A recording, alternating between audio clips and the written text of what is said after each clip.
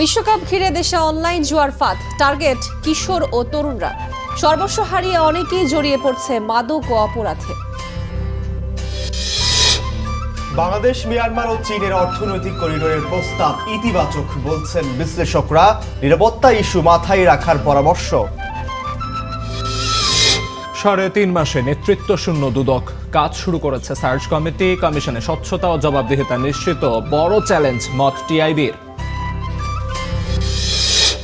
রাজধানীর কাঁটামোড়ে আবাসিক ভবনে আগুন, 6 ইউনিটের চেষ্টায় নিয়ন্ত্রণে। হাসপাতালে নেওয়ার পর দুজনের মৃত্যু।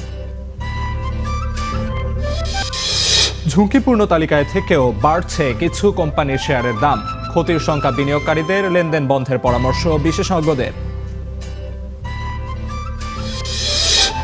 বাণিজ্যিক জাহাজে ড্রোন হামলা জবাবে ইরানে পাল্টা হামলা যুক্তরাষ্ট্রের। প্রাথমিক সমঝোতার ভবিষ্যৎ নিয়ে উদ্বেগ।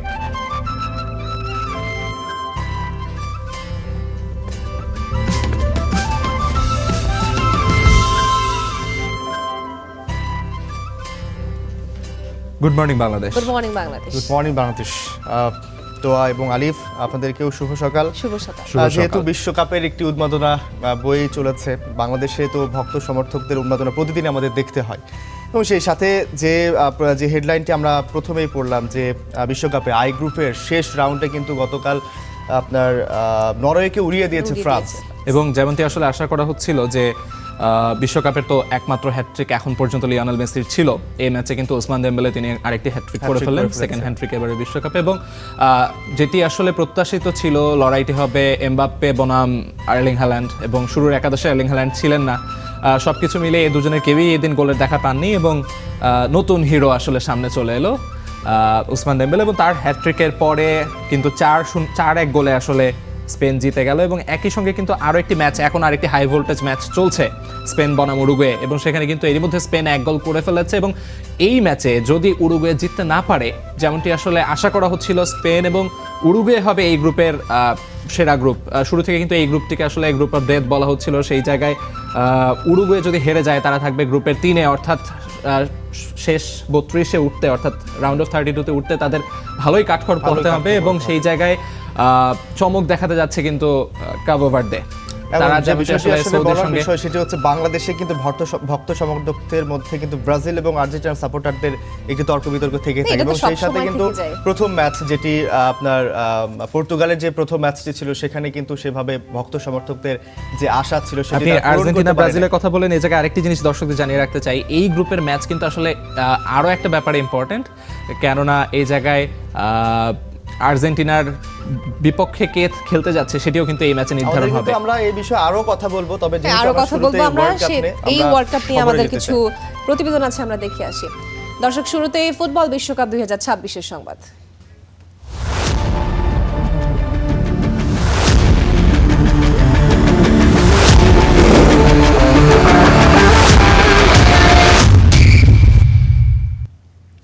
যেমন বলছিলাম দর্শক, গ্রুপ চ্যাম্পিয়নের লড়াইয়ে স্পেন আর বাঁচা মরার ম্যাচ উরুগুয়ের। বিশ্বকাপের এইচ গ্রুপে জমে উঠেছে শেষ রাউন্ডের সমীকরণ। এরই মধ্যে প্রথমার্ধের শেষ দিকে চলে এসেছে গুরুত্বপূর্ণ 1 গোল। মেক্সিকোর গুয়াদালামারায় উরুগুয়ের বিপক্ষে ম্যাচের 42তম মিনিটে লিড নিয়েছে ইউরোপিয়ান চ্যাম্পিয়ন স্পেন। প্রথমার্ধের বাকি সময় পর্যন্ত 1-0 ব্যবধানে এগিয়ে রয়েছে লা রোহা। এই ম্যাচে জয় পেলেই পূর্ণ 9 পয়েন্ট নিয়ে গ্রুপ চ্যাম্পিয়ন হবে স্পেন। অন্যদিকে নকআউটে ওঠার আশা বাঁচিয়ে রাখতে অন্তত ড্র প্রয়োজন উরুগুয়ের। তাই দ্বিতীয়ার্ধে সবকিছু উজাড় করেই খেলতে হবে লাতিন আমেরিকার দলটিকে। একই সময় গ্রুপের অন্য ম্যাচে কাবো ভার্দে ও সৌদি আরব গোলশূন্য সমতায় রয়েছে।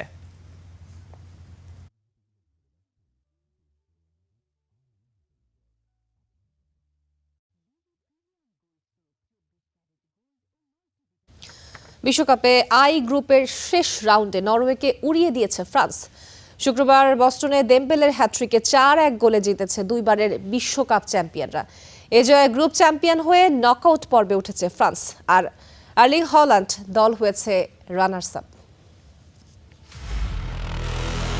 ম্যাচ জিতলে নয়, হারলে বা ড্র করলেই যেন লাভ হবে নরওয়ের। 2 ম্যাচ জিতেই আগেই নকআউট পর্ব নিশ্চিত ছিল দলটির। আর গ্রুপ পর্বে রানার্স আপ হলেই দ্বিতীয় পর্বে দেখা হবে আইভরি কোস্টের সাথে। আর জিতলে সম্ভাব্য প্রতিপক্ষ সুইডেন। হিসাব করলে সুইডেনের থেকে আইভরি কোস্টই সহজ প্রতিপক্ষ। আর তাই যেন ফ্রান্সের বিপক্ষে হার বা জয়ে কিছুই যায় আসে না ভাইকিংসদের। তা নয়তো কি, নরওয়ের কোচ এই ম্যাচে নামানেনি 4 গোল করা আর্লিং হাল্যান্ডকে। এছাড়াও মার্টিন ওডিগার্ড, আলেকজান্ডার সরলতরাও নামেননি মাঠে। দর্শকরা অপেক্ষায় ছিলেন এই ম্যাচে একটা হাড্ডাহাড্ডি লড়াই হবে। তবে নরওয়ের বড় তারকাদের অনুপস্থিতিতে ম্যাচ একপেশে হয়ে গেছে। বিশ্বকাপের ইতিহাসে দ্বিতীয় দ্রুততম হ্যাটট্রিক তুলে নিয়েছেন উসমান দেমবেলে। নরওয়ের বিপক্ষে দেমবেলের হ্যাটট্রিক করতে সময় নিয়েছেন স্রেফ 32 মিনিট। ম্যাচের ডেডলক অবশ্য ভাঙতে পারতেন কিলিয়ান এমবাপ্পে, সেটাও ম্যাচ শুরুর কয়েক সেকেন্ডের মধ্যে। তবে রিয়াল তারকার শট বার কাঁপিয়ে ফিরে আসে, কিন্তু দেমবেলে বেশিক্ষণ অপেক্ষা করেননি। 7 মিনিটে এমবাপ্পের বাড়ানো বলে ফ্রান্সকে এগিয়ে দেন পিএসজি তারকা। এমবাপ্পের বাড়ানো বল থেকে দ্বিতীয় লিড আনেন দেমবেলে। জোড়া গোল হজম করে বসে থাকেনি নরওয়ে। ব্যবধান কমিয়ে নরওয়েকে ম্যাচে ফেরানোর চেষ্টা করেন ওসগার্ড। তবে ভাইকিংসদের ফিরতে দেননি দেমবেলে। 32 মিনিটে চলমান বিশ্বকাপে তৃতীয় হ্যাটট্রিক তুলে নেন ফরাসি তারকা। দ্বিতীয়ার্ধে আবারও ম্যাচে ফেরার সুযোগ পেয়েছিল নরওয়ে, তবে পেনাল্টি পেয়েও মিস করেন ইয়র্গেন স্টার্ট। ফ্রান্সের ব্যবধান এখানেই থেমে থাকেনি। যোগ করা সময়ের গোলে এক হালি পূর্ণ করেন দেজিরে দুয়ে। আই গ্রুপের অপর ম্যাচে ইরাককে 5-0 গোলে উড়িয়ে দিয়েছে সেনেগাল। এই জয়ে বিশ্বকাপের নকআউট পর্ব নিশ্চিতের খুব কাছাকাছি পৌঁছে গেছে আফ্রিকার দেশটি। ইয়াসির আরাফাত সবুজ, স্টার প্লে। টানা 2 বিশ্বকাপে ছিলেন গোলশূন্য। ক্যারিয়ারের তৃতীয় বিশ্বকাপ খেলতে এসে ইতিহাস লিখেছেন ওসমান দেমবেলে। নরওয়ের বিপক্ষে মাত্র 33 মিনিটে হ্যাটট্রিক করে গড়েছেন বিশ্বকাপে দ্বিতীয় দ্রুততম হ্যাটট্রিকের রেকর্ড। অথচ বার্সেলোনায় থাকাকালীন এই দেমবেলেকে শুনতে হতো নানা কটু কথা। দেমবেলের ফিরে আসার গল্প শোনাচ্ছেন ইয়াসির আরাফাত সবুজ। উসমান দেমবেলেকে যারা ডাকতো দেম্বুলেস বলে, তাদের ভেতরটা নিশ্চয়ই জ্বলে পুড়ে ছাই হয়ে যাচ্ছে। কোটি কোটি টাকা খরচ করে এই দেমবেলেকে কিনেছিল বার্সেলোনা। অথচ স্প্যানিশ ক্লাবটিতে ফরাসি তারকা ছিলেন কেবল হাসপাতালের বেডে। কাতালুনিয়ান ক্লাবটি ছাড়তেই যেন নিজেকে তৈরি করেছেন অপ্রতিরোধ্যভাবে। পিএসজিকে জিতিয়েছেন টানা 2টি চ্যাম্পিয়ন্স লিগ, নিজেও জিতেছেন ফুটবলের ব্যক্তিগত সর্বোচ্চ পুরস্কার ব্যালন দ'র। এবার নাম লেখালেন বিশ্বকাপের ইতিহাসে দ্বিতীয় সর্বোচ্চ দ্রুততম হ্যাটট্রিককারী হিসেবে। বিশ্বকাপে নরওয়ের বিপক্ষে যেখানে সবাই ভেবেছিল একটা জমজমাট লড়াই হবে, সেখানে দেমবেলে একাই উড়িয়ে দিয়েছেন ভাইকিংসদের। মাত্র 33 মিনিটেই হ্যাটট্রিক। নরওয়ের ডিফেন্ডাররা হয়তো পড়াশোনা করেছেন কিলিয়ান এমবাপ্পেকে নিয়ে, তবে পরীক্ষার খাতা খুলে তারা পেয়েছেন কেবলই দেমবেলেকে। 7, 20 ও 32 মিনিটে দেমবেলের করা 3টি গোলই ছিল চোখ জুড়ানো। এর মধ্যে দ্বিতীয় গোলটি ছিল সবচেয়ে সুন্দর। দূরপাল্লার নিচু শটে যেভাবে তিনি বলটা জালে পাঠিয়েছেন, তাতে নরওয়ের গোলরক্ষকের তাকিয়ে দেখা ছাড়া আর কিছুই করার উপায় ছিল না। আগের 2 বিশ্বকাপ খেললেও কোনো গোল ছিল না দেমবেলের। 2018 বিশ্বকাপে উঁচিয়ে ধরেছিলেন শিরোপা, তবে গোল পাননি কোনো। 22 বিশ্বকাপে খেলেছেন ফাইনাল, তবুও ছিলেন গোল শূন্য। দেমবেলের গোলের আক্ষেপটা ঘুষল, সেটাও আবার একেবারে হ্যাটট্রিক করে। ইয়াসির আরাফাত সবুজ, স্টার প্লে। গ্রুপ পর্বে টানা 2 হার, নকআউটের স্বপ্ন তখন প্রায় শেষ। তবে শেষ ম্যাচে দুর্দান্ত প্রত্যাবর্তন করেছে সেনেগাল। ইরাককে গোল বন্যায় ভাসিয়ে শেষ 32-এ ওঠার আশা এখনও বাঁচিয়ে রেখেছে আফ্রিকার প্রতিনিধিরা। 4র্থ মিনিটেই হাবিব দিয়ারার গোলে এগিয়ে যায় সেনেগাল। এরপর 13 মিনিটে রেবেন সুলাকা লাল কার্ডে 10 রানের দলে পরিণত হয় ইরাক। দ্বিতীয়ার্ধে শুরু হয় সেনেগালের গোল উৎসব। ইসমাইল শার, নিকোলাস জ্যাকসন পেপের জোড়া গোল আর লিমান এন্দিয়ের গোলে 5-0 ব্যবধানে বড় জয় তুলে নেয় আফ্রিকা দলটি। এ জয়ে 3 পয়েন্ট নিয়ে আই গ্রুপে তৃতীয় স্থানে শেষ করেছে সেনেগাল। গোল ব্যবধানও দাঁড়িয়েছে +2। ফলে সেরা তৃতীয় দলগুলোর একটি হয়ে নকআউটে ওঠার সম্ভাবনা এখনও টিকে আছে তাদের। অন্যদিকে 40 বছর পর বিশ্বকাপে ফিরে 3 ম্যাচেই হেরে হতাশা নিয়ে বিদায় নিল ইরাক।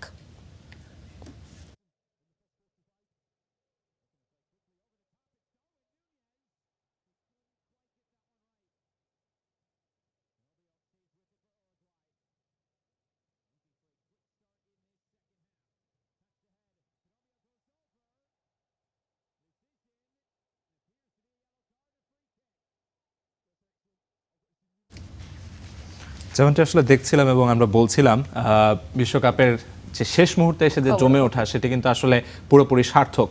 এখন পর্যন্ত শেষ ম্যাচে লড়াই চলছে, শেষ 32-এ ওঠা বা রাউন্ড অফ 32-তে ওঠা নিয়ে অনেক সমীকরণ জল্পনা কল্পনা চলছে, যেমনটি আসলে বলছিলাম এর আগেও প্রতিবেদনগুলো শোনার আগেও বলছিলাম যে এই জায়গায় আসলে যেমনটি আপনি শুরুতে বললেন এবং সেই বিষয়টি একটি প্রতিবেদনে দেখে আসলাম যে দেমবেলের যে বিষয়টি যদি বলি যে টানা 2 বিশ্বকাপে কিন্তু কোনো গোল শূন্য ছিলেন, এবারে কিন্তু দ্বিতীয় হ্যাটট্রিকের যে তালিকায় সেখানে কিন্তু এই দেমবেলে কিন্তু এখন অংশগ্রহণ করেছে এবং প্রথম দুই ম্যাচে কিন্তু দেমবেলে আসলে 3 নম্বরে কে থাকে। গোল্ডেন বুটের রেসে কিন্তু ওসমান দেমবেলের নাম ছিল না আসলে প্রথম 2 ম্যাচ পরও, কিন্তু এই যে শেষ ম্যাচে এসে গ্রুপ পর্বে শেষ ম্যাচে এসে তিনি যে হ্যাটট্রিকটি করে ফেললেন, এরপর কিন্তু তিনি এখন গোল্ডেন বুটের রেসেও টিকে গেলেন। এবং সেই জায়গায় যদি রেসে যারা আছেন তাদের নাম যদি আরেকবার বলে দিই, এই জায়গায় 1-এ আছেন লিওনেল মেসি স্বাভাবিকভাবে 5 গোল নিয়ে, এবং 4 গোল নিয়ে এমবাপ্পে, এর্লিং হালান্ড এবং ভিনিসিয়াস জুনিয়র তারা রয়েছেন। তারপরে কিন্তু 3 গোল নিয়ে ওসমান দেমবেলের নাম এখন উঠে এসেছে এবং সামনে যত ম্যাচ গড়াবে তার গোলের সম্ভাবনাও বাড়তে থাকবে, কেননা অসাধারণ 2টি মৌসুম কাটিয়ে এসেছেন তিনি ক্লাব ফুটবলে, পরপর back to back champions league, যেটিকে মোটামুটি অসম্ভব বলা হতো লুইস এনরিকের নেতৃত্বে, সেই দলটি অর্থাৎ পিএসজি দলটি কিন্তু পরপর 2টি চ্যাম্পিয়ন্স লিগ জিতে গেছে। এ জায়গায় যদিও ফুটবল বিশ্বকাপ চলছে, আপনাদের আরেকটি শঙ্কার কথা জানিয়ে রাখতে চাই আমি, অর্থাৎ বাংলাদেশে কিন্তু বিশ্বকাপ ফুটবল বলেন, বিশ্বকাপ ক্রিকেট বলেন, এর সাথে শঙ্কার জায়গা যেটি তৈরি হয় সেটি হচ্ছে তরুণ প্রজন্মের মাঝে জুয়া খেলার বা অনলাইন জুয়ার একটি প্রবণতা কিন্তু বেড়ে যায়। এবং আপনি যদি ইন্টারনেট বা ফেসবুক সোশ্যাল মিডিয়াগুলো যদি আপনি ঘেটে থাকেন তাহলে দেখবেন এটি নিয়ে কিন্তু নানা রকম কথা রয়েছে, অনেকে কিন্তু সর্বস্ব কিন্তু হারিয়ে ফেলছে এবং সেই সাথে কিন্তু আরো কিছু বিষয় থাকে যে সর্বস্ব হারিয়ে ফেলার পর তারা নিশ্চয়ই মাদকেও কিন্তু তারা আসক্ত হচ্ছে আর কি। এই বিষয়ে আসলে মানে কিশোর কিশোরীরা কিন্তু বেশি তরুণ প্রজন্মকে যেমনটি আসলে বলছিলাম, কেননা তাদের আসলে খেলা নিয়ে আগ্রহ বেশি এবং তারা ওই যেটি মনে করে থাকেন যে এই খেলার উপর আমি জাস্ট একটি বাজি রাখছি এবং সেই বাজি রাখার মাধ্যমে এতগুলো টাকা আমি পেয়ে যাব, এই যে একটি লোভের বশবর্তী হয়ে তারা যে কাজটিতে জড়িয়ে যাচ্ছেন এবং তারপর সর্বস্ব হারিয়ে এই যে নিঃস্ব হয়ে যাওয়া তাদের পরিবার, সমাজ এবং সর্বোপরি কিন্তু একটি আইন শৃঙ্খলা পরিস্থিতিতে একটি বিরূপ প্রভাব কিন্তু তারা ফেলছে। এ ব্যাপারে একটি প্রতিবেদন আছে, আমরা যদি দেখে আসতে চাই।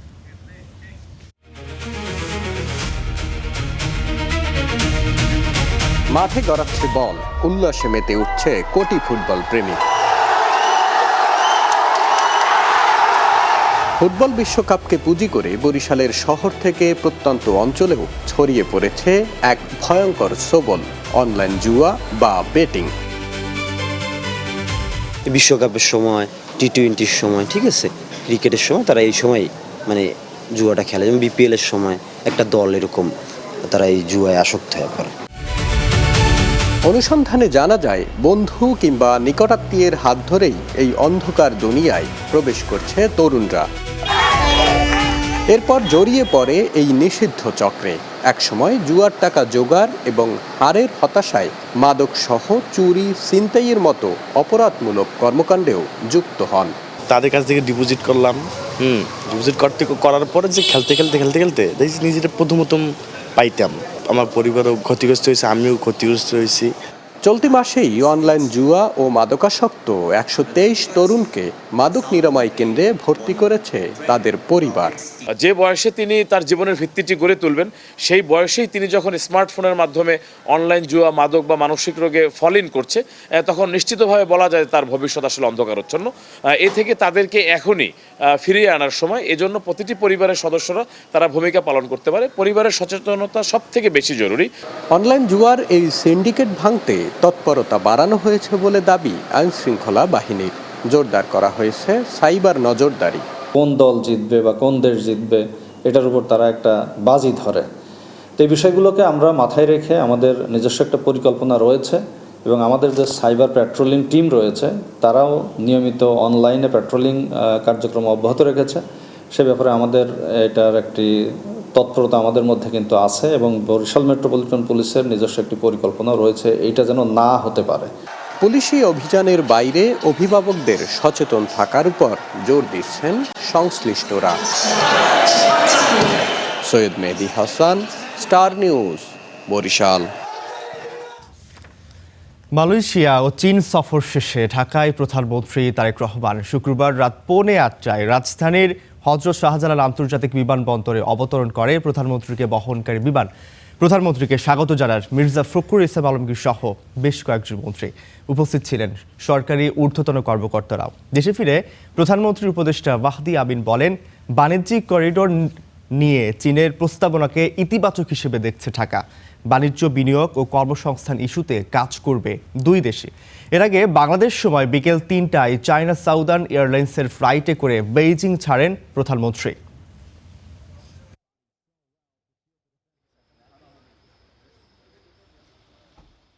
মালয়েশিয়া এবং চীন দুক্ষেত্রেই বাংলাদেশের স্বার্থ সংশ্লিষ্ট প্রতিটি বিষয় নিয়ে মাননীয় প্রধানমন্ত্রী মালয়েশিয়ার রাজা এবং প্রধানমন্ত্রী এবং চীনের প্রিমিয়ার এবং প্রেসিডেন্টের সাথে ডিটেলে আলোচনা করেছেন। বাংলাদেশের স্বার্থ, বাংলাদেশের সার্বভৌমত্ব এবং বাংলাদেশের বিনিয়োগ কীভাবে বৃদ্ধি করা যায়, বাণিজ্যের প্রসার কীভাবে করা যায়, কর্মসংস্থান কীভাবে সৃষ্টি করা যায়, পিপল টু পিপল কানেক্টিভিটি অর্থাৎ শিক্ষা, স্বাস্থ্য, কালচার, মিডিয়া প্রতিটি ক্ষেত্রেই কিন্তু দুই দেশের সাথে বিস্তৃত আলোচনা হয়েছে। বাংলাদেশ, মিয়ানমার, চীনের অর্থনৈতিক করিডোরের প্রস্তাবকে ইতিবাচক হিসেবেই দেখছেন বিশ্লেষকরা। তারা বলছেন বিষয়টি 3 দেশের জন্যই গুরুত্বপূর্ণ ও ফলপ্রসূ। শুরুতেই মালয়েশিয়া ও চীন সফরের মধ্য দিয়ে বিএনপি সরকার অতীতের ভারত নির্ভর কূটনীতির বলয় থেকে বেরিয়ে আসছে বলেও মত তাদের।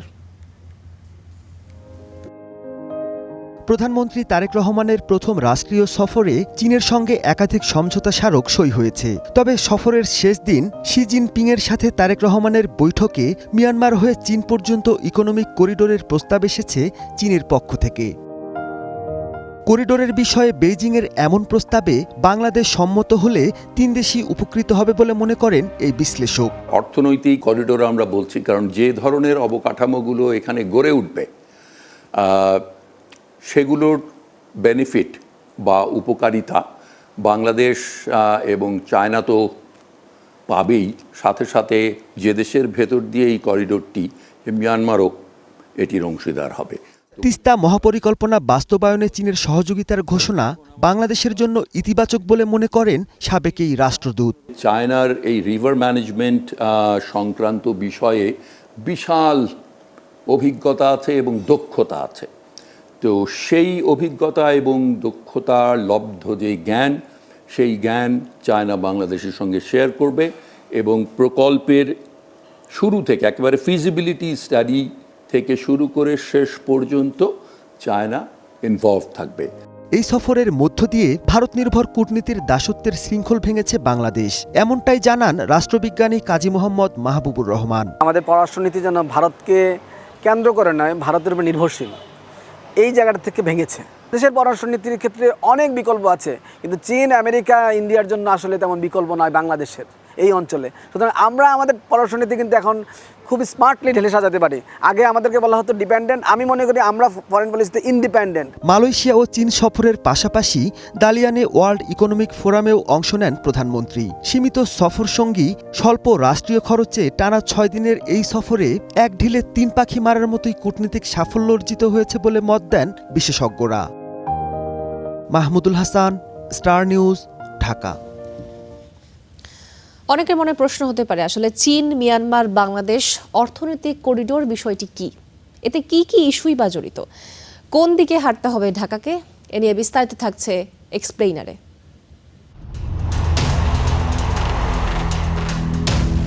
এবার আলোচনায় চীন, মিয়ানমার, বাংলাদেশ অর্থনৈতিক করিডোর। সংবাদ মাধ্যম বলছে, বেইজিংয়ে চীনের প্রেসিডেন্ট শি জিনপিং এবং বাংলাদেশের প্রধানমন্ত্রী তারেক রহমানের বৈঠকে দুই দেশ সম্পর্ককে আরও গভীর করার ঘোষণা দিয়েছেন। আর সেখানেই ওই করিডোরের প্রস্তাব দেওয়া হয়। চীনের পররাষ্ট্র মন্ত্রণালয়ের বিবৃতি অনুযায়ী এই করিডোরের মূল লক্ষ্য হল চীনের ইউনান প্রদেশকে মিয়ানমার হয়ে বাংলাদেশের সঙ্গে আরও শক্তভাবে যুক্ত করা, যেখানে থাকবে সড়ক, রেল, বন্দর এবং ডিজিটাল অবকাঠামো। সহজভাবে বললে এটি একটি বৃহৎ আঞ্চলিক ট্রানজিট ও অর্থনৈতিক নেটওয়ার্ক। এখানে 3টি দেশ যুক্ত থাকবে, চীন, মিয়ানমার, বাংলাদেশ। এই করিডোরের মাধ্যমে পণ্য পরিবহন, শিল্প, বিনিয়োগ এবং সরবরাহ ব্যবস্থাকে দ্রুত ও কম খরচে পরিচালনা করার পরিকল্পনা করা হচ্ছে। চীনের বক্তব্য অনুযায়ী এটি শুধু রাস্তাঘাট নয়, এর সঙ্গে থাকবে ডিজিটাল অর্থনীতি, এআই, সবুজ জ্বালানি, স্বাস্থ্য, শিক্ষা এবং প্রযুক্তি সহযোগিতার নতুন ক্ষেত্র। চীনের পররাষ্ট্র মন্ত্রণালয় ও প্রধানমন্ত্রী লি ছিয়াংয়ের বক্তব্যে 3টি বিষয় স্পষ্ট। প্রথমত, চীন চায় বাংলাদেশকে আঞ্চলিক উৎপাদন ও বাণিজ্য নেটওয়ার্কে আরও গভীরভাবে যুক্ত করতে। দ্বিতীয়ত, বাংলাদেশে অবকাঠামো, বন্দর, পানি প্রকল্প এবং প্রযুক্তি খাতে সহযোগিতা বাড়াতে চায়। এবং তৃতীয়ত, দক্ষিণ এশিয়ায় একটি স্থিতিশীল ও সংযুক্ত অর্থনৈতিক অঞ্চল তৈরি করতে চায় চীন, যেখানে বাংলাদেশ একটি গুরুত্বপূর্ণ কেন্দ্র হিসেবে কাজ করবে। বাংলাদেশের পক্ষ থেকে বলা হয়েছে, চীন বাংলাদেশের বিশ্বস্ত উন্নয়ন অংশীদার। তারা চীনের সঙ্গে বাণিজ্য ঘাটতি কমাতে চায়। উন্নয়ন সহযোগিতা আরও বাড়াতে আগ্রহী বেইজিং।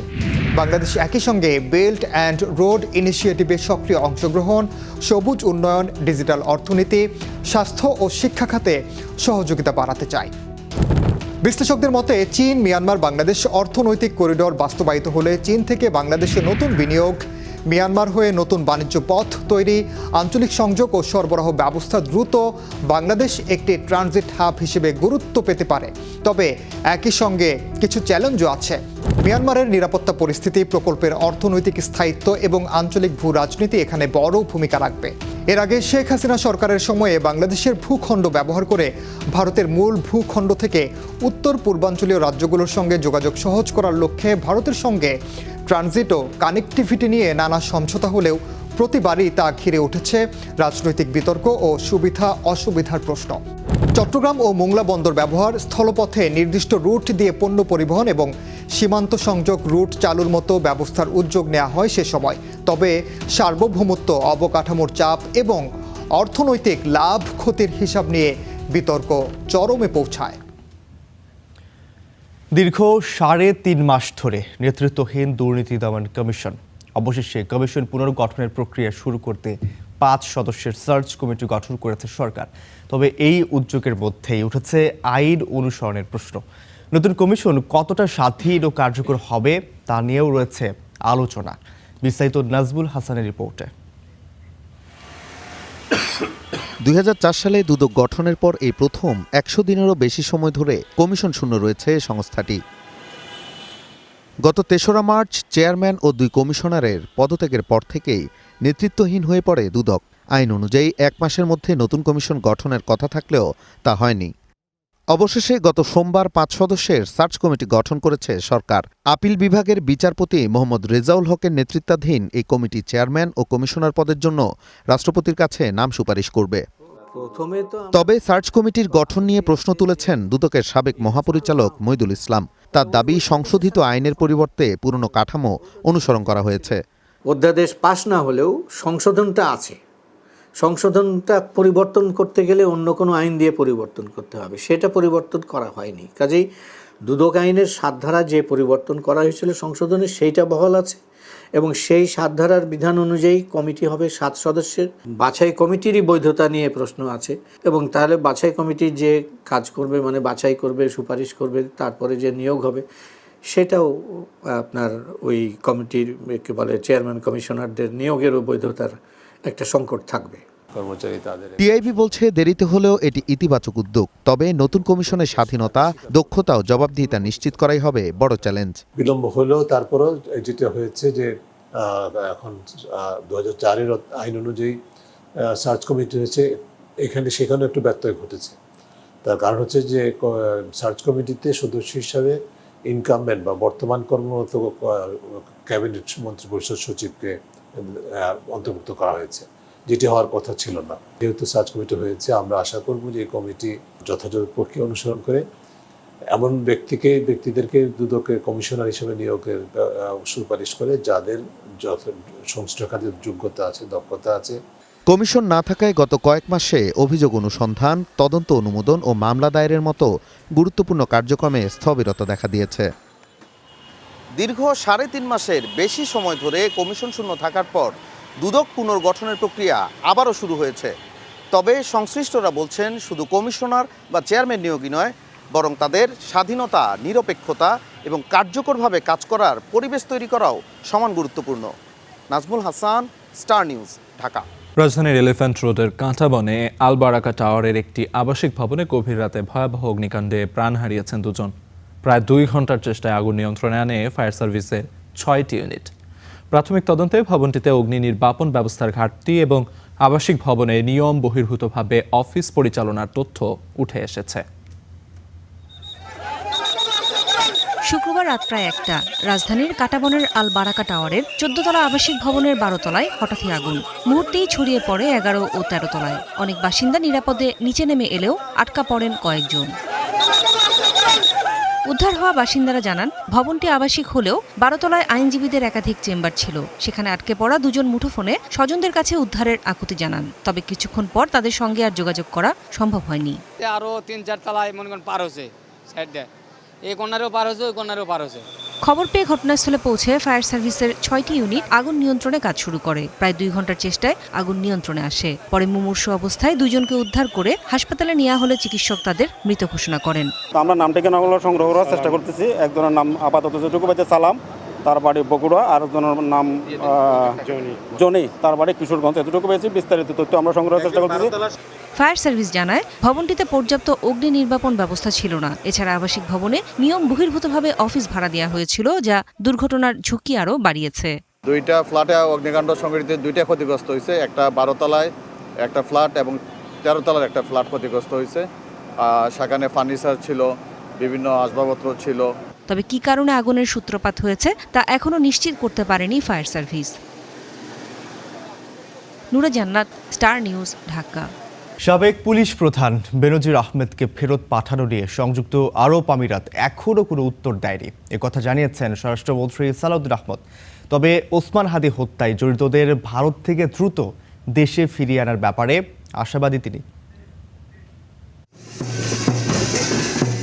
মাদকদ্রব্যের অপব্যবহার ও অবৈধ পাচার বিরোধী আন্তর্জাতিক দিবসে রাজধানীতে সচেতনতামূলক র্যালি করেছে মাদকদ্রব্য নিয়ন্ত্রণ অধিদপ্তর, যেখানে অংশ নেন বিভিন্ন শিক্ষা প্রতিষ্ঠান, সামাজিক সংগঠন সহ নানা শ্রেণী পেশার মানুষ।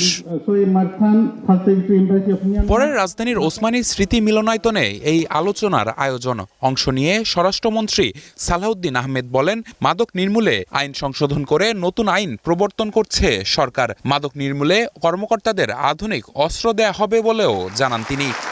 উপযোগী মাদকদ্রব্য নিয়ন্ত্রণ আইনের সংশোধন, তাতে তাদেরকে অস্ত্র দেয়া হবে, আধুনিক অস্ত্র দেয়া হবে, 9mm পিস্তলও দেয়া হবে, অন্যান্য অস্ত্র দেয়া, প্রশিক্ষণ দেয়া হবে, তারা যাতে ফাইট করতে পারে একটা ইন্ডিপেন্ডেন্ট স্বতন্ত্র একটা অর্গান হিসেবে। মামলার সংখ্যা বিবেচনায় আমরা যেখানে প্রয়োজন মনে করব, সরকার মনে করবে, সেখানে ট্রাইব্যুনাল স্থাপন করা হবে। পরে সাংবাদিকদের মুখোমুখি স্বরাষ্ট্রমন্ত্রী জানান, চিঠি দেয়া হলেও বেনজির আহমেদের বিষয়ে এখনো আনুষ্ঠানিক জবাব দেয়নি সংযুক্ত আরব আমিরাত। আমরা এখনো ইউএই গভর্নমেন্টের রিপ্লাইয়ের জন্য অপেক্ষা করছি।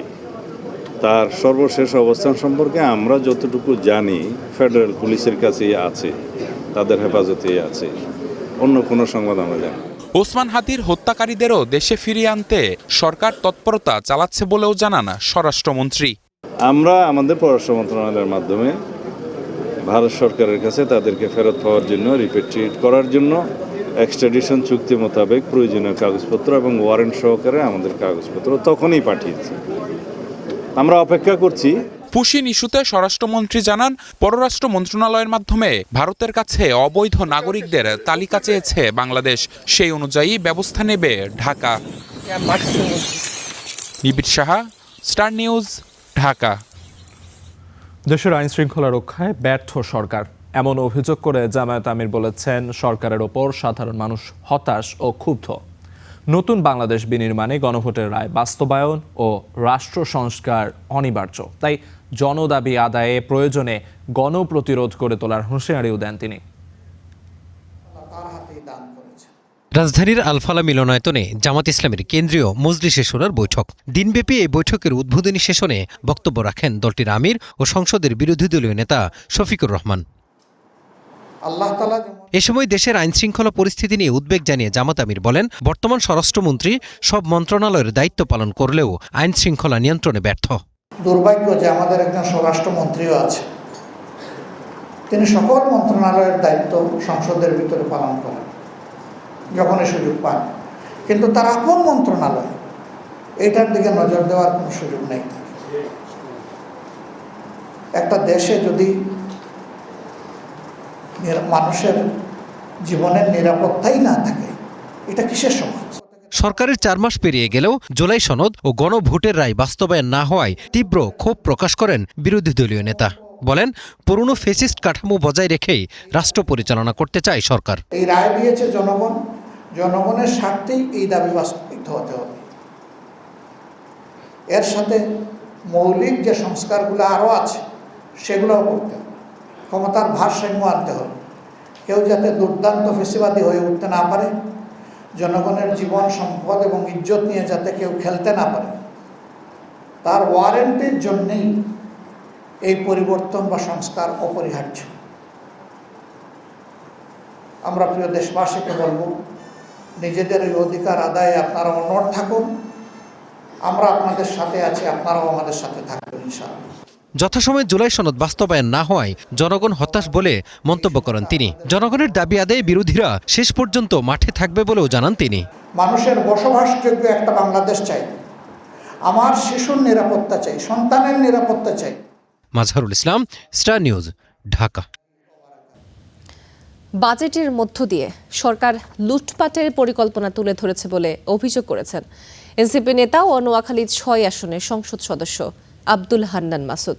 শুক্রবার রাতে এনসিপির কেন্দ্রীয় কার্যালয়ে ডিপ্লোমা ইঞ্জিনিয়ার্স অ্যালায়েন্স আয়োজিত এক সংবাদ সম্মেলনে তিনি এ অভিযোগ করেন। বলেন, এ বাজেটের আগে সরকার দুদককে দুর্বল করেছে, মানবাধিকার কমিশন এক অর্থে বিলোপ করেছে এবং সুপ্রিম কোর্ট সচিবালয় বাতিল করে দিয়েছে। এর মধ্য দিয়ে যেসব জায়গা থেকে জবাবদিহিতা ও প্রশ্ন তোলার সুযোগ ছিল তাও বন্ধ করে দেওয়া হয়েছে। এতে মাফিয়াদের আরও বড় মাফিয়া হয়ে ওঠার সুযোগ তৈরি হয়েছে। এ সময় ডিপ্লোমা ইঞ্জিনিয়ার্সদের সুযোগ না দিয়ে দলীয় বিবেচনায় অযোগ্য ব্যক্তিদের কর্মসংস্থানের অভিযোগও করেন হান্নান মাসুদ।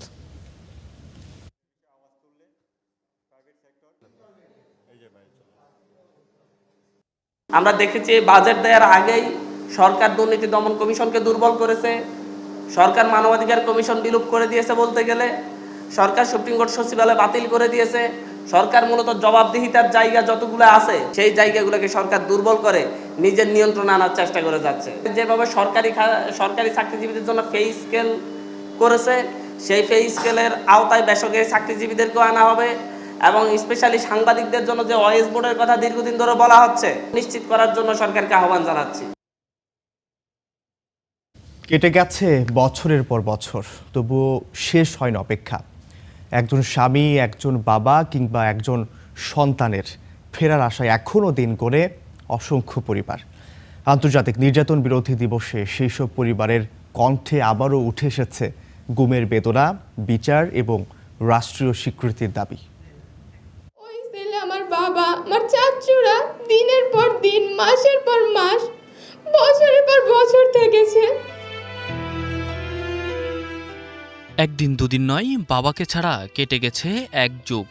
আমি তো কিচ্ছু চাইনি, আমি শুধু আমার বাবার বিচারটা চেয়েছিলাম। নিষ্পাপ কান্নায় এখনো বাবাকে খুঁজে ফেরে রাজধানীর শাহিনবাগ থেকে গুম হওয়া কাউসার হোসেনের মেয়ে লামিয়া আক্তার। আমি সেই ছোট্টবেলা থেকে বাবার একটা ছবি নিয়েই হাঁটি আর জানি এটা আমার বাবা। যে দরজা দিয়ে একদিন বেরিয়ে গিয়েছিল পরিবারের সবচেয়ে আপন মানুষটি, তারপর আর ফেরা হয়নি।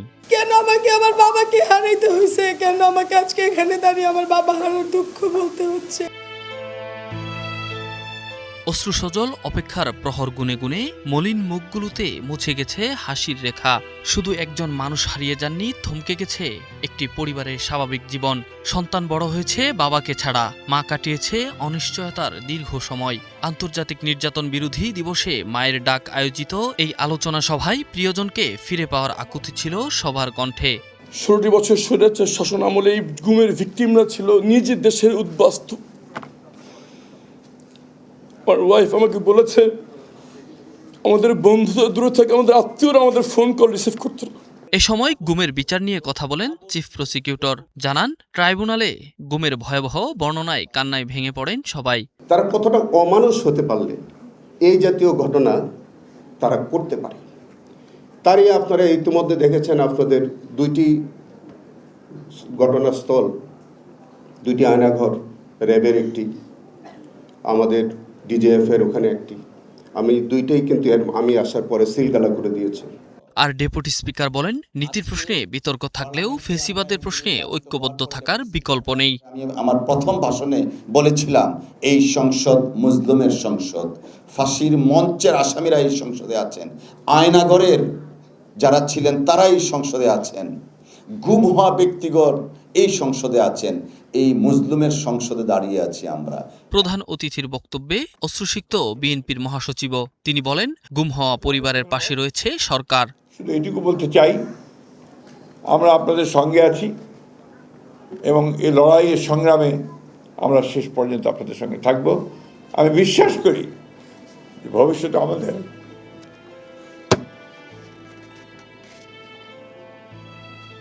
আর এই কষ্টের শিকার হতে হবে না।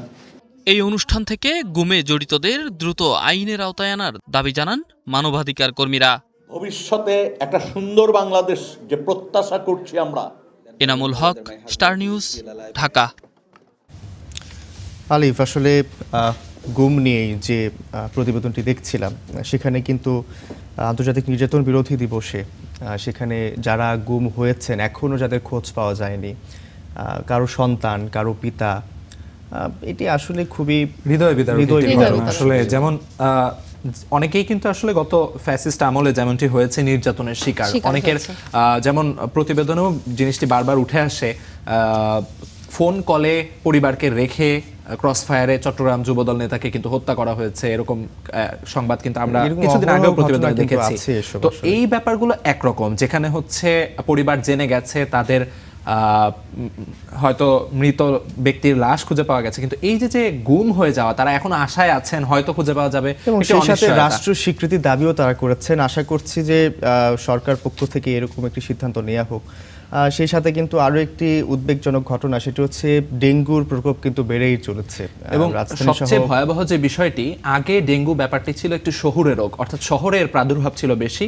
সাম্প্রতিক সময়ের যে জরিপগুলো, সেগুলোতে কিন্তু উঠে এসেছে যে প্রায় দ্বিগুণেরও বেশি এখন শহরের চেয়ে গ্রামে ডেঙ্গুর প্রকোপটি বেড়ে গেছে। এবং আরো যে উদ্বেগের জায়গা, সেটি হলো ঢাকা শহরে ঢাকা উত্তর সিটি কর্পোরেশনের যে টাস্ক ফোর্স, তাদের অভিযানে যে বিষয়টি উঠে এসেছে সেটি হলো ঢাকা শহরের 50%-এরও বেশি স্থাপনাতে এডিসের লার্ভা রয়েছে।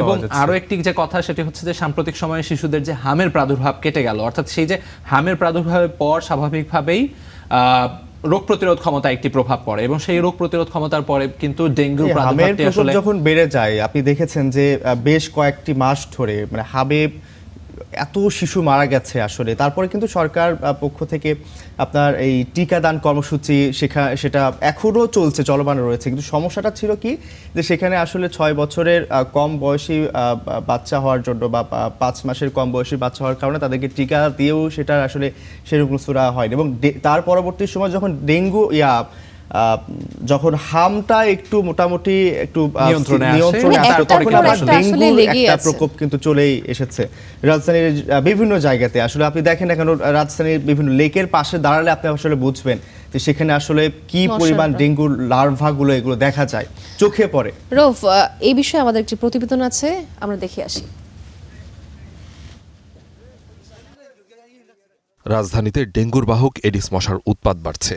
এই মশার বংশবিস্তারের জন্য এখন চলছে সর্বোত্তম পরিবেশ। আর তাই ডেঙ্গু প্রতিরোধে বনানী এলাকার সরকারি কোয়ার্টারগুলোতে অভিযান চালায় ডিএনসিসির টাস্ক ফোর্স। আর সেখানেই মেলে বিপুল পরিমাণ এডিসের লার্ভা পাওয়া গেছে এটার মধ্যে। এই বনানী এলাকায় আপনারা জানেন যে এখানে সরকারি কোয়ার্টার রয়েছে অনেকগুলো। আমরা আজকে পিডব্লিউডি, ট্যাক্সেশন এবং রাজুকের কোয়ার্টারগুলোতে অভিযান চালিয়েছি, এবং আমরা কিছু কিছু এলাকায় বেশ ভালো সংখ্যায় লার্ভা পেয়েছি। এছাড়া কনস্ট্রাকশন সাইডের মধ্যেও আমরা যে একটা কনস্ট্রাকশন সাইডে গিয়েছি, সেখানেও লার্ভা পাওয়া গেছে। অভিযানে বারবার উঠে আসে অবহেলার চিত্র। বিশেষ করে নির্মাণাধীন ভবনগুলো যেন এডিসের প্রজনন ক্ষেত্রে পরিণত হয়েছে। এই লার্ভাগুলা 1-2 দিনের মধ্যেই উড়ে আমাদের মানুষদেরকে কামড়ায়, এবং মানুষরা এবং শুধু মানুষের রক্তই খায় এডিস মশা। ওনারা মানুষের রক্তই মানে খোঁজে। সেজন্য আমাদের লার্ভাগুলাকে আগে ধ্বংস করতে হবে, লার্ভার উৎপত্তি স্থলগুলোকে ধ্বংস করতে হবে। টাস্কফোর্সের গত 3 দিনের অভিযানে প্রায় 50% স্থাপনাতেই লার্ভা পাওয়া গেছে। যেখানেই লার্ভা মিলছে সেখানেই করা হচ্ছে জরিমানা। একই সাথে বিতরণ করা হচ্ছে সচেতনতামূলক লিফলেট ও স্টিকার। আমাদের উদ্দেশ্য জরিমানা বা কাউকে সাজা দেওয়া না। আমরা যে সরকারি স্টাফ কোয়ার্টারগুলোতে যাচ্ছি সেখানে আমরা কার জরিমানা করব? সেখানে তো অলাভজনক প্রতিষ্ঠান, তারা তো ওখানে 1000 মানুষ থাকে, তাদের তো। আর আমরা যে প্রতিষ্ঠানগুলোর জরিমানা করছি এগুলো হচ্ছে লাভজনক প্রতিষ্ঠান। একটা আন্ডার কনস্ট্রাকশন প্রতিষ্ঠান থেকে উনি কোটি কোটি টাকা ইনকাম করবেন, এখানে আয়ের উৎস রয়েছে তার, কিন্তু উনি তার জায়গাটা ঠিক রাখবেন না এবং সেখান থেকে আশেপাশে উনি লার্ভা সরাবে এবং ডেঙ্গু মশা বা অ্যাডিস মশা সরাবেন। আমরা তাদেরকে নোটিশ করেছি, ডেকে বলেছি। ডেঙ্গু প্রতিরোধে কেবল ওষুধ ছিটানো কিংবা জরিমানা নয়, পাশাপাশি নগরবাসীর সচেতনতা জরুরি বলে মনে করছেন সিটি কর্পোরেশনের কর্মকর্তারা। তাই নিজের সুরক্ষায় নিজের আঙিনা পরিষ্কার রাখার তাগিদ সিটি কর্পোরেশনের। বা প্রতিরোধমূলক বা সচেতনতা ব্যবস্থা করে। Suman Mahmud, star news, Dhaka. প্রায় 6 মাস পর আজ খোলা হচ্ছে ঐতিহাসিক পাগলা মসজিদের দান বাক্সগুলো। এ নিয়ে জানাতে সেখান থেকে যুক্ত হচ্ছেন সহকর্মী শরীফুল ইসলাম। শরীফুল, যেমনটি আমরা জানি পাগলা মসজিদে দান বাক্সে কিন্তু অনেক মানুষ দান করে থাকেন, বিভিন্ন মানত কিংবা নিয়ত করে তারা দান করেন, এবং যেমনটি আসলে আমরা জানতাম 3 মাস পর পর এই দান বাক্স খোলা হয়, হয়তো বিশেষ কোনো কারণে এবার 6 মাস পর খোলা হচ্ছে। তো সবকিছু মিলিয়ে দান বাক্স খোলা, গণনা, কি খবর আপনার কাছে রয়েছে?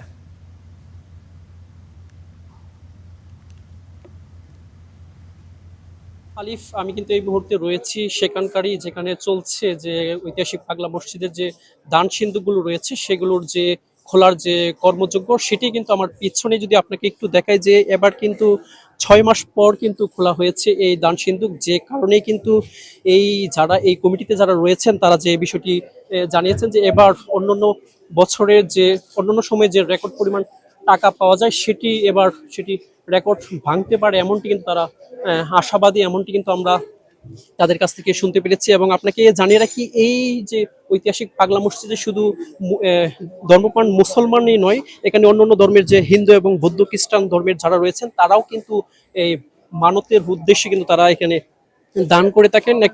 আমরা যেটি এর আগেও কিন্তু আমরা দেখেছি যে যখনই দান সিন্ধুক খোলা হয় তখনই কিন্তু যে আইন শৃঙ্খলা বাহিনীর যে তৎপরতা সেটি কিন্তু লক্ষ্য করা যায়। এবারও কিন্তু তার ব্যতিক্রম নয়। আমরা যেটি দেখেছি যে যেহেতু এখানে কোটি কোটি টাকার একটি বিষয় রয়েছে, সে কারণেই কিন্তু আইন শৃঙ্খলা বাহিনীর যে নজরদারিতা এবং নিরাপত্তার যে বিষয়টি সেটি কিন্তু জোরদার করা হয়েছে। এবং আপনাকে আমি কিন্তু এই মুহূর্তে দেখাচ্ছি যে একে একে করে যে ঐতিহাসিক পাগলা মসজিদের যে দান সিন্ধুকগুলো রয়েছে সেগুলো কিন্তু খোলা হচ্ছে। এবং আপনাকে জানিয়ে রাখি যে এখানে 10টি লোহার সিন্ধুক রয়েছে, এর পাশাপাশি কিন্তু অস্থায়ীভাবে 3টি ট্রাঙ্ক, সব মিলিয়ে 13টি দান সিন্ধুক কিন্তু এবার খোলা হয়েছে এবং খোলার কার্যক্রম কিন্তু চলমান রয়েছে। আপনাকে জানিয়ে রাখি সকাল 7টায় কিন্তু যিনি জেলা প্রশাসক এবং এই মসজিদ কমিটির সভাপতি তিনি কিন্তু এটির উদ্বোধন করেছেন এবং সেই কার্যক্রম কিন্তু এখনো চলমান রয়েছে। এবং এই যে টাকাগুলো সেগুলো কিন্তু দান সিন্ধুক থেকে খুলে কিন্তু বস্তায় ভর্তি করে কিন্তু মসজিদের যে দোতলা মেঝে রয়েছে সেখানে কিন্তু নিয়ে যাওয়া হচ্ছে এবং সেখানে কিন্তু সারা দিন ভর কিন্তু এই যে টাকা, সে টাকাগুলো কিন্তু গণনা করা হবে। এবং আপনাকে জানিয়ে রাখি যে এর আগে 27 ডিসেম্বর কিন্তু সবশেষ খোলা হয়েছিল, সেখানে কিন্তু 11 কোটি টাকার মতো কিন্তু পাওয়া গিয়েছিল। এছাড়াও কিন্তু সোনা, বৈদেশিক মুদ্রার পাশাপাশি কিন্তু স্বর্ণ অলংকারের যে বিষয়টি সেটিও কিন্তু প্রচুর পরিমাণ পাওয়া যায়, যে কারণে কিন্তু এই যে ঐতিহাসিক পাগলা মসজিদের যে দান সিন্ধুক যতই সময় যাচ্ছে ততই কিন্তু এই দান সিন্ধুকগুলোতে কিন্তু আমরা যেটি লক্ষ্য করছি, যতই সময় যাচ্ছে ততই কিন্তু এই টাকার পরিমাণ এবং দানের পরিমাণ কিন্তু বেড়েই চলেছে। এবং তার কারণেই কিন্তু আমরা যেটি দেখেছি যে এখানে ঐতিহাসিক পাগলা মসজিদের যে যারা নামাজ পড়তে আসেন তাদের জন্য কিন্তু এই পাগলা মসজিদের যারা কমিটিতে রয়েছেন তারা জানিয়েছেন যে এখানে একটি আন্তর্জাতিক মানের কমপ্লেক্স নির্মাণ করা হবে, যেখানে প্রায় 60,000 মুসল্লি একসাথে নামাজ আদায় করতে পারবে। তো এই ছিল এখন পর্যন্ত আমার কাছে ঐতিহাসিক পাগলা মসজিদের যে দান সিন্ধুক খোলার যে কর্মযোগ্য তা নিয়ে আমার কাছে থাকা সবশেষ তথ্য।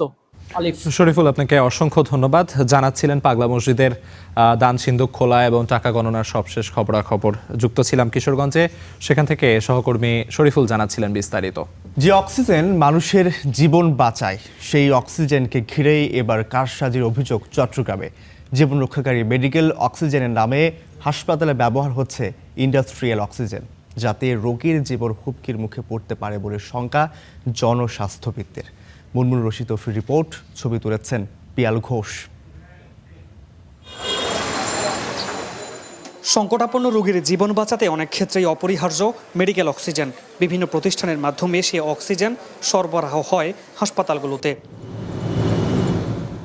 কিন্তু চট্টগ্রামের বিভিন্ন হাসপাতালে মেডিকেল অক্সিজেনের নামে ইন্ডাস্ট্রিয়াল অক্সিজেন সরবরাহ করা হচ্ছে এমন অভিযোগের সূত্র ধরে অনুসন্ধানে নামে স্টার নিউজ, যেখানে নগরীর অক্সিজেন এলাকায় খোঁজ মিলে দি বিলকিন নামে প্রতিষ্ঠানের বাইরে তালা ঝুলিয়ে লোকচক্ষুর আড়ালে চলছে যাদের কর্মযোগ্য। মালিকে বিয়া করে দিছে, ওটা মানা করে দিছে, এখান থেকে ওই বিলকিন ঝুঁকিপূর্ণের কারণে ওটা ছাড়িতে বলেছে আর মাঝে মাঝে মালটাল ধুয়ে যায় গিয়ে এমনি দেখতাম মালটাল তুলতো, এটা আর কি সিলিন্ডার বোতল এগুলো। জেনারেটর সার্ভিস নামে ট্রেড লাইসেন্স নিয়ে এই প্রতিষ্ঠান নগরীর বিভিন্ন বেসরকারি হাসপাতালে দিব্যি সরবরাহ করে যাচ্ছে ইন্ডাস্ট্রিয়াল অক্সিজেন। অভিযোগ, বৈধ অনুমোদন ছাড়াই অক্সিজেন সরবরাহ করছে তারা, যদিও তার দায় নিতে রাজি নয় প্রতিষ্ঠানের কেউই। আপনাদের ওই যে প্রতিষ্ঠান দা বিলকিন, ওখানে কি আপনি আসেন না বা নাই? না, আমি এখন কাজ করছি না ভাই এখানে। আচ্ছা, এটা তো আপনার প্রতিষ্ঠান? না না ভাই, আমার প্রতিষ্ঠান না। সম্প্রতি নগরীর আকবরশাহ এলাকায় একটি দোকানে মেডিকেল অক্সিজেনের নামে ইন্ডাস্ট্রিয়াল অক্সিজেন বিক্রির ঘটনায় নড়ে চড়ে বসেছে ঔষধ প্রশাসন।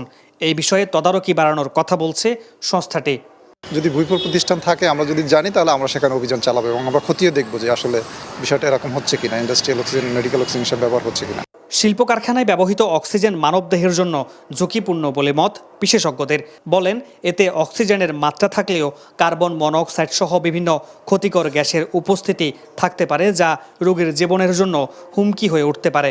ইন্ডাস্ট্রিয়াল অক্সিজেন যদি ব্যবহৃত হয় তাহলে লাংসের টিস্যু ড্যামেজ হবে, লাংসের বিভিন্ন রকমের ডিজিজ হতে হতে একসময় লাংসে পানি পর্যন্ত জমে যেতে পারে। আর আমাদের যে নার্ভাস সিস্টেম আছে, সেই নার্ভাস সিস্টেমের দীর্ঘমেয়াদী ক্ষতি হতে পারে। জীবন বাঁচানোর উপকরণ মেডিকেল অক্সিজেন ভেজাল মুক্ত করতে সরকারকে উদ্যোগী হওয়ার তাগিদ জনস্বাস্থ্যবিদদের। মামুন রশিদ, অভি, স্টার নিউজ, চট্টগ্রাম। পুঁজিবাজারে ঝুঁকিপূর্ণ তালিকায় থাকা ৬২টি কোম্পানির শেয়ার লেনদেন সাময়িকভাবে বন্ধ রাখার পরামর্শ বিশেষজ্ঞদের। তাদের মতে, ডিএসই তালিকা প্রকাশের পরও বেশ কিছু শেয়ারের দাম অস্বাভাবিকভাবে বাড়ছে। সরকারের পক্ষ থেকে বন্ধ কোম্পানি পুনরায় চালুর ঘোষণার পর কারসাজি চক্র দাম বাড়িয়ে মুনাফা হাতিয়ে নিচ্ছে বলে অভিযোগ অংশীজনদের। তাই এসব শেয়ারে বিনিয়োগকারীদের বড় ক্ষতি হওয়ার আশঙ্কা রয়েছে। সম্প্রতি পুঁজিবাজারে তালিকাভুক্ত ৬২টি কোম্পানিকে অত্যন্ত ঝুঁকিপূর্ণ প্রতিষ্ঠান হিসেবে চিহ্নিত করেছে ঢাকা স্টক এক্সচেঞ্জ। এসব কোম্পানির শেয়ার কেনার ক্ষেত্রে বিনিয়োগকারীদের সতর্ক করা হয়েছে। এর মধ্যে ৩২টি কোম্পানি বন্ধ এবং ৩০টি আর্থিকভাবে ঝুঁকিপূর্ণ বা অত্যন্ত দুর্বল অবস্থায় রয়েছে। কোম্পানিগুলো সর্বশেষ প্রকাশিত আর্থিক প্রতিবেদন পর্যালোচনার পাশাপাশি নিরীক্ষকদের পর্যবেক্ষণ এবং সার্বিক আর্থিক অবস্থার ওপর ভিত্তি করেই এই তালিকা প্রকাশ করেছে ডিএসই। ডিএসসি তালিকায় থাকা এসব কোম্পানির শেয়ারে মার্জিন ঋণ বন্ধ রয়েছে। তবে তালিকা প্রকাশের পরও বেশ কিছু শেয়ারের দাম বাড়তে দেখা গেছে। সরকারের পক্ষ থেকে বন্ধ কোম্পানি পুনরায় চালুর ঘোষণাকে কাজে লাগিয়ে কারসাজি চক্র দাম বাড়িয়ে অবৈধ মুনাফা হাতিয়ে নিচ্ছে বলে অভিযোগ অংশীজনদের। স্মল ক্যাপিটালাইজেশনের কোম্পানি, ক্যাপিটাল ছোট বিধায়, ফ্লোটিং শেয়ারটা কম বিধায় মানুষ এখানে যারা সোকল গ্যাম্বলার তারা এখানে লিকুইডিটি দিয়ে একটা ফেক ট্রেডিং, সার্কুলার ট্রেডিং করে এখানে তারা গ্যাম্বলিং করতে পারে এবং সেইটা খুব দ্রুত করতে পারে, যেহেতু অল্প টাকা দিয়ে জিনিসগুলো কারসাজি করা যায় এবং এটা মানুষকে সহজেই অ্যাট্রাক্ট করে, বিশেষ করে সহজ সরল যারা, তারা আসলে এই আমি বলবো ট্র্যাপে তারা ফাঁদে পা দেয়। নিরীক্ষকরা কোনো কোম্পানির টিকে থাকা নিয়ে সন্দেহ প্রকাশ করলে তা বিনিয়োগকারীদের জন্য একটি আগাম সতর্কবার্তা। তাই বিনিয়োগকারীদের সুরক্ষায় এই ৬২টি কোম্পানির শেয়ার লেনদেন সাময়িক বন্ধ রাখার পরামর্শ বিশেষজ্ঞদের। সেটা পাওয়ার তাদেরকে দেওয়া আছে, ডিএসসিকে দেওয়া আছে, সেটা যদি করবে। অন্যান্য শেয়ার বাজারে ছোট মার্কেটগুলোতে সেই একই কিছুটা আছে। এই যে তোমরা যেটা বললা যে খামোকার দাম বাড়ানো হচ্ছে, ডিমান্ড ক্রিয়েট করি, তো এটা হচ্ছে তাদের ব্যাপার। তা হ্যাঁ, এটা বলতে পারে যে এটাতে স্যার ক্ষতি হয়ে যেতে পারে, সেটা সিকিউরিটিজ এক্সচেঞ্জ কমিশন তো গঠন করা আছে এই জন্যই, two protect the interest of the investing public. তো দেখো সিকিউরিটি এক্সচেঞ্জ কমিশন। বিশেষ নিরীক্ষায় ঘুরে দাঁড়ানোর সম্ভাবনা দেখা না গেলে বিনিয়োগকারীদের স্বার্থে কোম্পানিগুলোকে পুঁজিবাজার থেকে তালিকাচ্যুত করার পরামর্শ এই বিশেষজ্ঞের। আতাউর নিয়ন, স্টার নিউজ, ঢাকা।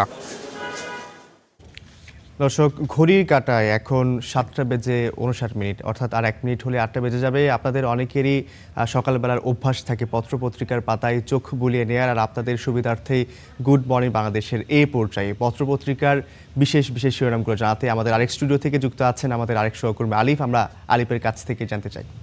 রৌফ, আপনাকে অসংখ্য ধন্যবাদ। যেমনটি আসলে বলছিলেন, দিনের শুরুটা আমরা অনেকেই করে থাকি পত্রপত্রিকার পাতায় চোখ বোলাতে বোলাতে, এবং দিনের শুরুতে এই পত্রপত্রিকায় কি কি শিরোনাম উঠে এসেছে সেটি জেনে নিয়ে দিন শুরু করি আমরা অনেকে। তো সেই জায়গায় আসলে আপনাদের এই কাজটিকে আরও সহজ করে দিতে গুড মর্নিং বাংলাদেশে আমাদের নিয়মিত যে আয়োজন, সেই আয়োজনে পত্রপত্রিকার বাংলাদেশের সর্বাধিক যে পঠিত পত্রপত্রিকাগুলো রয়েছে সেগুলোর প্রথম পাতায় কি কি শিরোনাম এসেছে তাই জানাবো আপনাদের। আমি সঙ্গে আছি। প্রথমে আমরা দেখতে চাই দৈনিক প্রথম আলো। দৈনিক প্রথম আলোতে প্রথম শিরোনাম যেটি, সেটি হচ্ছে প্রধানমন্ত্রী তারেক রহমানের যে চীন সফর, অর্থাৎ মালয়েশিয়া সফর, তার পরবর্তীতে যে চীন সফরটি হলো, সেই চীন সফরের বিষয়টিকে নিয়ে এখানে শিরোনাম করা হয়েছে। শিরোনামটি হলো ঢাকা বেইজিং সম্পর্ক নতুন উচ্চতায়। যেমনটি আসলে শুরু থেকেই কিন্তু আলোচনায় ছিল, শহীদ প্রেসিডেন্ট জিয়াউর রহমানের সময়, অর্থাৎ 1977 সাল থেকে বাংলাদেশের সঙ্গে চীনের যে ঐতিহাসিক সম্পর্ক তার সূচনা, পরবর্তীতে প্রধানমন্ত্রী খালেদা জিয়ার সময়ে সেটি আসলে আরও কিছু অগ্রসর হয়, তবে মাঝে কিছু শীতলতা চললেও শেষ পর্যন্ত কিন্তু প্রধানমন্ত্রী তারেক রহমান, যেমনটি আসলে আলোচনা করা হচ্ছিল যে ভারত সফর না করে আসলে প্রথম রাষ্ট্রীয় সফর হিসেবে তিনি আসলে এই যে মালয়েশিয়া এবং চীনকে বেছে নিলেন, এটি কিন্তু আসলে মোটামুটি এর আগে যে ভারত নির্ভর একটি পররাষ্ট্র কিংবা কূটনৈতিক যে বলয় ছিল সেই বলয়কে ভেঙে দিয়ে তারেক রহমানের এই যে চীন এবং মালয়েশিয়া সফর, সেটি কিন্তু বাংলাদেশের পররাষ্ট্র নীতির একটি ভারত নির্ভরতা কাটিয়ে ওঠার যে বার্তা, সেটি কিন্তু আরও স্পষ্ট করে দেয়। সেই জায়গায় আসলে চীন সফর নিয়ে এখানে প্রতিবেদন করা হয়েছে। এখানে তারেক রহমানের গতদিনের যে কর্মসূচি ছিল, চীনের প্রধানমন্ত্রী লি কিয়াংয়ের সঙ্গে বৈঠকের পরে চীনের প্রেসিডেন্ট শি জিনপিংয়ের সঙ্গে তার বৈঠক ছিল হল অফ পিপলে, এবং চীনের সেই ঐতিহাসিক হল অফ পিপলের সেখানে কিন্তু শি জিনপিংয়ের সঙ্গে তার যে বৈঠক, এবং সেখানে 13টি চুক্তি স্বাক্ষর হয়েছে। যেমন আসলে এর আগে কথা হচ্ছিল যে প্রযুক্তি সহায়তা, এছাড়া প্রযুক্তি সহায়তার পাশাপাশি আসলে বাংলাদেশের যে ফ্রিল্যান্সার যারা রয়েছে তাদের জন্য সুবিধা হয় এরকম কিছু চুক্তি, সেই বিষয়গুলো নিয়ে এখানে আলোচনা হওয়ার কথা ছিল, এবং সেগুলো নিয়ে নিশ্চয়ই আলোচনা হয়েছে। পাশাপাশি আরেকটি বিষয় কিন্তু এখানে ছিল, সেটি হচ্ছে এই যে বাংলাদেশ মিয়ানমার চীন যে করিডর, সেই করিডর নিয়ে এখানে কথা রয়েছে। অর্থাৎ এই করিডরটি বাস্তবায়ন করার যে প্রস্তাব চীনের পক্ষ থেকে দেওয়া হয়েছে, সেটিকে কিন্তু বাংলাদেশের যারা আন্তর্জাতিক সম্পর্ক বিশ্লেষক রয়েছেন তারা কিন্তু সেটিকে আসলে ইতিবাচক হিসেবেই দেখছেন, এবং এই জায়গায় চীনের যে আগ্রহের জায়গা, বাংলাদেশ কিন্তু সেই জায়গায় একটি গুরুত্বপূর্ণ হাবে পরিণত হতে পারে। অর্থাৎ চীনের এই আগ্রহের জায়গাটিকে কেন্দ্র করে কিন্তু বাংলাদেশের অর্থনীতিকে সামনে এগিয়ে নিয়ে যাওয়ার একটি সুযোগ রয়েছে। তবে এই জায়গায় আন্তর্জাতিক সম্পর্ক বিশ্লেষকরা কিন্তু একটি শঙ্কার কথাও জানাচ্ছেন, সেটি হলো এই যে চীনের বেল্ট অ্যান্ড রোড ইনিশিয়েটিভ, সেটির ক্ষেত্রে চীনের অর্থনীতি যেমনটি আসলে হয়ে থাকে, চীন কিন্তু আসলে আধিপত্যবাদী নয়, তবে সেই জায়গায় আসলে ঋণের বোঝা চাপিয়ে বাংলাদেশকে যেন কোনোভাবে কোণঠাসা করার কোনো চেষ্টা যেন না হয়, সেই জায়গায় কিন্তু বাংলাদেশকে আসলে সচেতন থাকতে হবে। অর্থাৎ খুব দক্ষতার সাথে এই বিষয়টি আসলে নিয়ন্ত্রণ করতে হবে কিংবা মোকাবেলা করতে হবে, এই বিষয়টি নিয়ে এখানে প্রতিবেদন করা হয়েছে। সেই সঙ্গে পরবর্তী প্রতিবেদনটি যদি আমরা দেখতে চাই, সেখানে শিরোনামে রয়েছে হামের মৃত্যু 700 ছাড়ালো। অর্থাৎ যেমনটি আসলে দর্শক আমরা আলোচনায় বলছিলাম, খবরেও জানাচ্ছিলাম যে এই যে বাংলাদেশে যে হামের প্রকোপ কিংবা হামের যে প্রাদুর্ভাব, সেই প্রাদুর্ভাব কিন্তু টিকা ক্যাম্পেইনের পরও যেমনটি আসলে নিয়ন্ত্রণে আসা উচিত ছিল সেরকমটি আসলে হয়নি। অর্থাৎ সেই জায়গায় এখনও প্রতিনিয়ত হাম আক্রান্ত কিংবা হামের সংক্রমণ নিয়ে রোগী হাসপাতালে ভর্তি হচ্ছে, সেটি কিন্তু আসলে এখনও চলমান। যেমনটি আসলে গত 24 ঘন্টায় 869 জন নতুন রোগী হামে আক্রান্ত হয়ে কিংবা হামের প্রাদুর্ভাব নিয়ে বা হামের যে লক্ষণগুলো সেগুলো নিয়ে কিন্তু হাসপাতালে ভর্তি হয়েছে।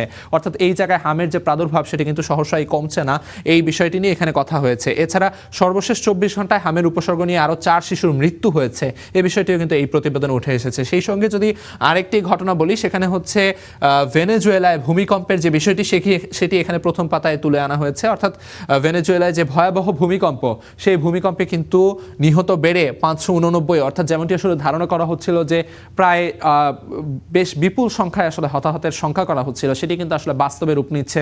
অর্থাৎ এরই মধ্যে 589 জন নিহতের সংখ্যা খোঁজ পাওয়া গেছে, এবং ধ্বংসস্তূপে এখনো জীবিত কেউ আছে কিনা সেই খোঁজ কিন্তু চলছে, এবং স্বজনরা আসলে জীবিতদের খোঁজ যেমন করছে, সেই সঙ্গে যাদের আসলে তুলে আনা হচ্ছে সেখানে মৃতদেহ, সেই সঙ্গে কিন্তু স্বজনদের মাঝে এক ধরনের শোকাবহ পরিবেশ সেখানে রয়েছে। অর্থাৎ এই যে শক্তিশালী ভূমিকম্পটি হলো, সেই ভূমিকম্প নিয়ে এখানে একটি প্রতিবেদন রয়েছে। সেই সঙ্গে আসলে বিশ্বকাপ ফুটবল চলছে, স্বাভাবিকভাবে বিশ্বকাপ ফুটবলকেও শিরোনামে আনা হয়েছে। যেমনটি আসলে গতকালকের বেশ আলোচিত ম্যাচ, ইকুয়েডর কিন্তু আসলে তার যে মরণ কামড় সেটি কিন্তু দিয়েছে। অর্থাৎ জার্মানিকে 2-1 গোলে হারিয়ে তারা কিন্তু তাদের গ্রুপে তৃতীয় স্থান ধরে রেখেছে, এবং সেই সঙ্গে তারা নকআউট পর্ব নিশ্চিত করে ফেলেছে। অর্থাৎ এই জায়গায় নকআউট পর্ব নিশ্চিত করা ইকুয়েডর প্রায় 20 বছর পরে তাদের নকআউট পর্বে তারা পা রাখলো, এই বিষয়টি এখানে শিরোনাম করা হয়েছে। সেই সঙ্গে আজকের খেলা নিয়েও এখানে বেশ খবরাখবর রয়েছে। অর্থাৎ যেমনটি আসলে ছিল, এই ছিল মোটামুটি প্রথম আলো প্রথম পাতায় যে শিরোনামগুলো ছিল। এই পর্যায়ে যদি আমরা দৈনিক সমকাল দেখতে চাই, দৈনিক সমকালের প্রথম পাতায় আসলে রয়েছে বিনিয়োগ এবং উন্নয়নে 13 সমঝোতা স্মারক সই। অর্থাৎ স্বাভাবিকভাবেই চীন সফরকে এখানে শিরোনাম করা হয়েছে। প্রধানমন্ত্রী লি কিয়াং এর সঙ্গে গুরুত্বপূর্ণ যে বৈঠক হয়েছে, সেই বৈঠকের পরবর্তীতে প্রেসিডেন্ট শি জিনপিং এর সঙ্গে প্রধানমন্ত্রী তারেক রহমানের যে বৈঠক, সেটিকে ঘিরে এখানে প্রতিবেদন করা হয়েছে। এবং এই প্রতিবেদনে যেমনটি আসলে বলা হচ্ছে, প্রথম আলোতে যেমন বলা হয়েছে যে বাংলাদেশের সঙ্গে চীনের যে সম্পর্ক, সেই সম্পর্ককে আরও এগিয়ে নিতে প্রধানমন্ত্রীর এই সফর বেশ গুরুত্বপূর্ণ ভূমিকা রাখবে। সেই সঙ্গে চীনের পক্ষ থেকে যে প্রস্তাব, বাংলাদেশ মিয়ানমার এবং চীন করিডর, সেই করিডরকে নিয়েও এখানে প্রতিবেদনে কথা বলা হয়েছে, যেমনটি আসলে প্রথম আলোতেও ছিল। এ পর্যায়ে যেমনটি আসলে এই জায়গায় যদি দেখতে চাই, পানামা পেপারস নামে 121 কোটি টাকা পাচারের মামলা, অর্থাৎ সেই বিষয়টি এখানে রয়েছে। এবং 1 মিনিটে 2বার ভূমিকম্প, 10,000 প্রাণহানির সংখ্যা, অর্থাৎ ভেনেজুয়েলার যে ভূমিকম্প সেটিও এখানে রয়েছে। এ পর্যায়ে যদি আমরা দৈনিক যুগান্তর দেখতে চাই, দৈনিক যুগান্তরের প্রথম পাতায় কি কি রয়েছে সেটি দেখব। দৈনিক যুগান্তরের প্রথম পাতায় প্রথম যে শিরোনাম, সেটি স্বাভাবিকভাবেই প্রধানমন্ত্রী চীন সফর। অর্থাৎ প্রধানমন্ত্রী চীন সফরটিকে এখানে গুরুত্বপূর্ণ হিসেবে দেখা হয়েছে। এবং এই জায়গায় যদি আমরা একটু করি,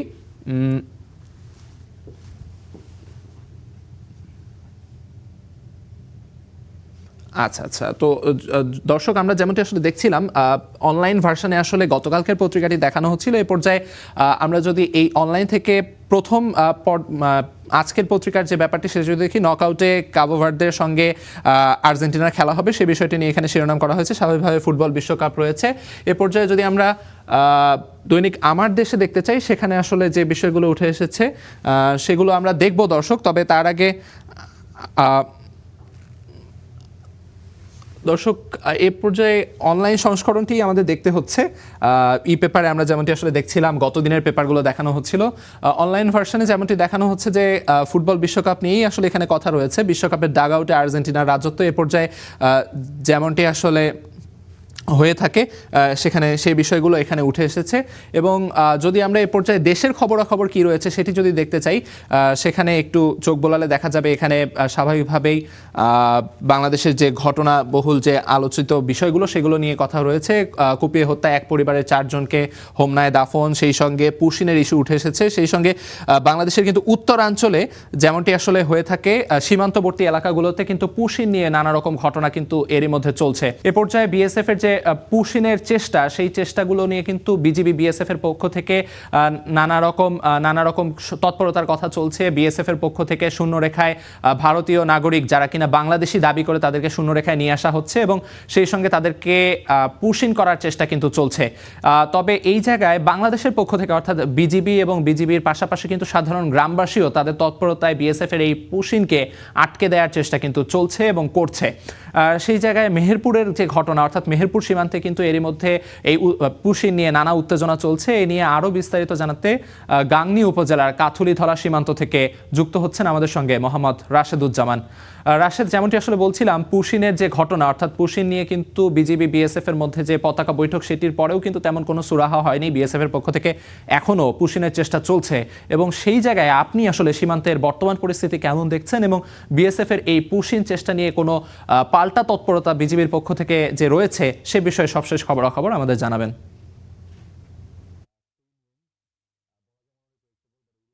আলিফ, দিন যত গড়াচ্ছে ততই কিন্তু সীমান্তে যে অস্থিরতা সেটি কিন্তু বাড়ছে। আমরা যদি ইতিমধ্যেই কিন্তু পাঁচটি পুশিনের ঘটনা ঘটেছে। আমি যে সীমান্তে দাঁড়িয়ে আছি তার পাশের যে সীমান্তে গতকালকে 3 জনকে পুশিন করার চেষ্টা করে বিএসএফ, তারপরে কিন্তু গ্রামবাসীদের সহায়তায় তাদেরকে ফিরিয়ে দেওয়া হয়। ঠিক তার কিছুক্ষণ পরে আবারও শেওড়াতলা সীমান্ত, যার আগের দিনে 10 জনকে পুশিন করার চেষ্টা করে, তার মধ্যে 7 জনকে কাঁটাতার পেরে তাদেরকে ফেরত দেওয়া হয়। তারপরে গতকালকে আবার 2 জনকে পুশিন করা হয় এবং তারা একটি পাটক্ষেতের ভিতরে অবস্থান করছিলেন গতকাল বিকেল পর্যন্ত। এখন পর্যন্ত তাদের বিষয়ে কোনো তথ্য আমরা নিশ্চিত হতে পারিনি যে তারা ওপারে গিয়েছে বা না এপারে আছে, ভারতীয় ভূখণ্ডে আছেন। তো এই বিষয়ে বিজিবি কোনো সুস্পষ্ট তথ্য এখনো আমাদেরকে দেন নাই। তো এই যে পুশিনের যে ঘটনা সেটি কিন্তু পতাকা বৈঠক হচ্ছে, কিন্তু পতাকা বৈঠকের হওয়ার পর যে সুরাহা হওয়ার কথা, অর্থাৎ সেই সুরাহা কিন্তু হচ্ছে না। অর্থাৎ পুশিন কিন্তু একদিন এক সীমান্তে এই পুশিনের ঘটনা ঘটছে। মেহেরপুরের প্রায় 103 কিলোমিটার সীমান্ত, এই সীমান্তের বিভিন্ন রুটেই এই পুশিনের ঘটনা ঘটছে। বিশেষ করে একই রুট দিয়েই যে প্রতিদিন পুশিন হচ্ছে বিষয়টি কিন্তু তা নয়। তারা যেসব এলাকায় একটু ঝোপঝাড়, পাটক্ষেত বা এই ধরনের যে অবস্থা যেখানে দেখছেন, ঠিক সেই জায়গাগুলোই বেছে নিচ্ছে এবং সেখান থেকেই তারা পুশিন করার চেষ্টা করছে। অন্যদিকে বিজিবি তৎপর রয়েছেন এবং তাদের টহল জোরদার করেছে এবং স্থানীয়দের সহায়তায় সেই পুশিন প্রতিরোধ করার চেষ্টা চালিয়ে যাচ্ছে। তো এই ছিল এখানকার সীমান্তের সর্বশেষ পরিস্থিতি। আলিফ, ধন্যবাদ আপনাকে। সহকর্মী মেহেরপুর থেকে জানাচ্ছিলেন আসলে সীমান্তে যে বিএসএফ এর পুশিন চেষ্টা এবং তার পরবর্তীতে বিজিবির পক্ষ থেকে যে তৎপরতা, তার সবশেষ খবরাখবর। এ পর্যায়ে আমরা ফিরে যেতে চাই আমাদের মূল স্টুডিওতে। সেখানে আছেন আমাদের সহকর্মী রৌফ, যেমনটি আসলে বলছিলাম। আলিফ, আপনাকে অসংখ্য ধন্যবাদ পত্রপত্রিকার খবরাখবর জানানোর জন্য। আশা করছি আমাদের দর্শকরা এতে অনেকটাই উপকৃত হবে। দীর্ঘ 1 যুগেও ইমিগ্রেশন চালু হয়নি কুড়িগ্রামের সোনাহাট স্থলবন্দরে। আমদানি ও রপ্তানির লক্ষ্যে ভারত বা ভুটানে যেতে হলে লালমনিরহাটের বুড়িবাড়ি স্থলবন্দর ব্যবহার করতে হয় ব্যবসায়ীদের। ফলে ভোগান্তির পাশাপাশি হচ্ছে অর্থ ও সময় অপচয়। তবে দ্রুত ইমিগ্রেশন চালুর আশ্বাস বন্দর কর্তৃপক্ষের। 2014 সালে দেশের 18তম স্থলবন্দর হিসেবে যাত্রা শুরু করে কুড়িগ্রামের সোনারহাট স্থলবন্দর। সে সময় সম্ভাবনাময় হওয়ায় বন্দরটি আশা জাগায় ব্যবসায়ীদের মনে। তবে 12 বছর পার হওয়ার পরেও বন্দরটিতে ইমিগ্রেশন চালু না হওয়ায় সে আশা দিনে দিনে ফিকে হয়ে পড়ছে। ভারত, নেপাল বা ভুটানে যেতে ব্যবহার করতে হচ্ছে পাশের জেলা লালমনিরহাটের বুড়িমারি চেকপোস্ট। এতে একদিকে যেমন আর্থিকভাবে ক্ষতিগ্রস্ত হচ্ছেন ব্যবসায়ীরা, অন্যদিকে সরকার হারাচ্ছে রাজস্ব। আমি করব, ও সরকার আসে বলে আমি করব, 1 যুগেরও বেশি হয়ে গেল, কিন্তু কাজ আর কেউ করতেছে না। হ্যাঁ, আমরা চাই দ্রুত ইমিগ্রেশনটা হলে আমাদের তো এলাকার উন্নয়ন হবে, তো দেশের উন্নয়ন হবে। বন্দর ব্যবসায়ীদের মতে ভারত থেকে 10 ধরনের পণ্য আমদানির অনুমতি থাকলেও বর্তমানে মূলত কয়লা ও পাথর আমদানি হচ্ছে। আর ইমিগ্রেশন সুবিধা না থাকায় এবং মাঝে মধ্যে আমদানি রপ্তানি কার্যক্রম বন্ধ হয়ে যাওয়ায় বন্দর সংশ্লিষ্ট প্রায় 3000 মানুষের জীবিকায় নেতিবাচক প্রভাব পড়ছে। আমাদের ব্যবসায়ী কার্যক্রমগুলো চালাইতে আমাদের অনেক প্রয়োজনীয় কিছু কাজ থাকে, যার কারণে আমরা মনে করেন খুব দেখা গেছে আমরা এইখানেই যাব, কিন্তু 200-300 কিলো রাস্তা আমাদের ঘুরে আসতে হয়। এটা আমাদের একটা ভোগান্তি। স্থলবন্দর ইমিগ্রেশন চালু হলে সর্বোপরি রংপুর বিভাগের ম্যাক্সিমাম যে জেলাগুলো আছে, 8টি জেলার মধ্যে প্রায় 5-6টি জেলার আর কি অনেক উপকার হবে। কর্তৃপক্ষ বলছে খুব অল্প সময়ের মধ্যে সোনারহাট স্থলবন্দরে ইমিগ্রেশন সুবিধা মিলবে। ভারতের গোলগঞ্জ বন্দরের যে পোর্ট ইনচার্জ রয়েছেন তার সাথে আমি যোগাযোগ করেছি, তিনিও বিষয়টি নোট করে নিয়েছেন। আমি আশাবাদী যে খুব অল্প সময়ের মধ্যে সোনারহাট স্থলবন্দর দিয়ে ইমিগ্রেশন চালু হবে। সংশ্লিষ্টরা বলছেন ইমিগ্রেশন চালু হলে এই বন্দর দিয়ে বাড়বে আমদানি রপ্তানি, বাড়বে সরকারের রাজস্ব, কমবে স্থানীয় ব্যবসায়ীদের ভোগান্তি, সময় ও অর্থ পাচার। Desk report, Star news. লক্ষ্মীপুরে 3 মে নির্মম হত্যাকাণ্ডে শোকে বিহ্বল পুরো এলাকা। বিরাজ করছে চরম আতঙ্ক। এ নিয়ে জানাতে লক্ষ্মীপুর থেকে যুক্ত হচ্ছেন আমাদের সহকর্মী নাজমুস সাকিব। আমরা সাকিবের সাথে এখন যুক্ত হব। সাকিব, শুভ সকাল। আপনাকে জানতে চাই, আসলে মামলা তো হয়েছে, হত্যার রহস্য উদ্ঘাটনে পুলিশের অগ্রগতি কেমন দেখছেন, কতদূর পর্যন্ত পৌঁছিয়েছে?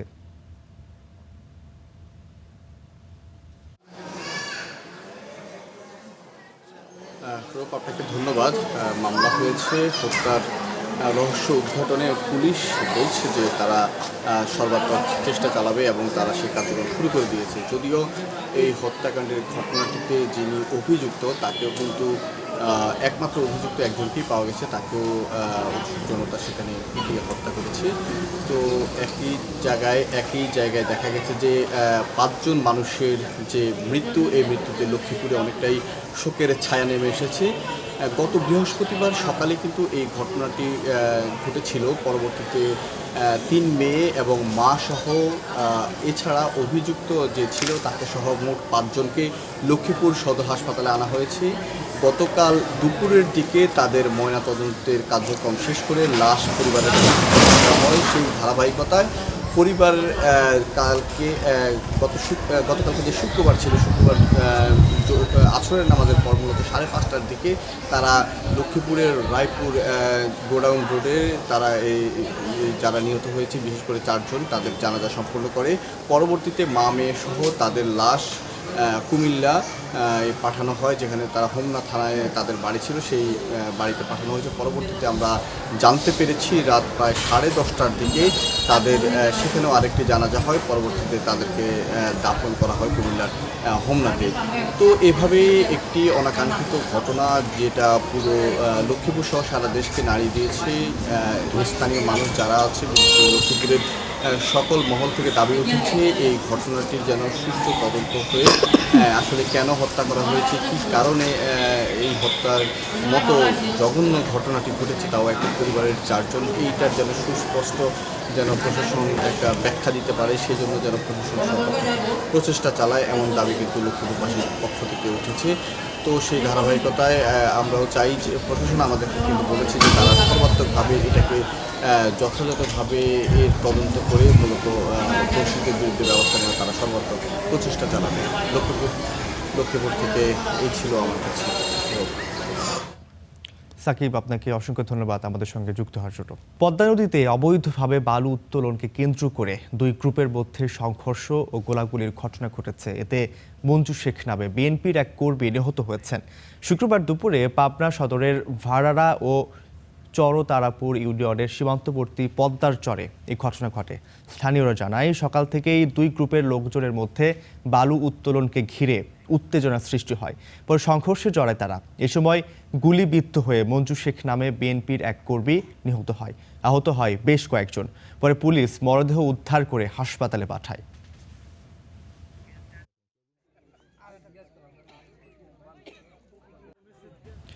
নদী সরে গেলে সীমান্ত সরে যায়। বছরের পর বছর ধরে ভাঙনে, সাতক্ষীরায় ইছামতির ভাঙনে এভাবে ভূমি হারাচ্ছে বাংলাদেশ। ভারত তাদের অংশে কঠোর নদী শাসনের আওতায় আনলেও দায়সারা উদ্যোগ এপারের বাংলাদেশের।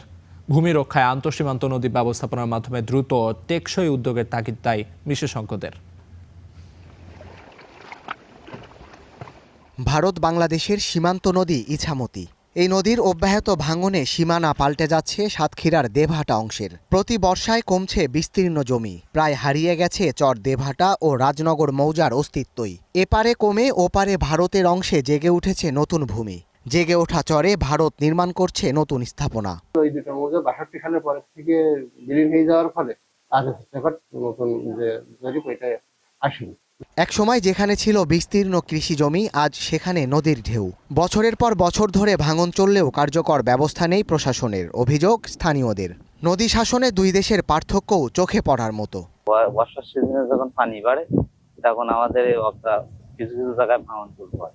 আমাদের স্থায়ী কোনো বার্তা সেইভাবে সরকারের আসে না, চেয়ারম্যান মেম্বারও সেইভাবে পারেন। নদী আস্তে আস্তে সব বুঝে যাচ্ছে। এখন সেই স্রোত আর নেই, আগে যে স্রোত ছিল কোনো স্রোত আর নেই।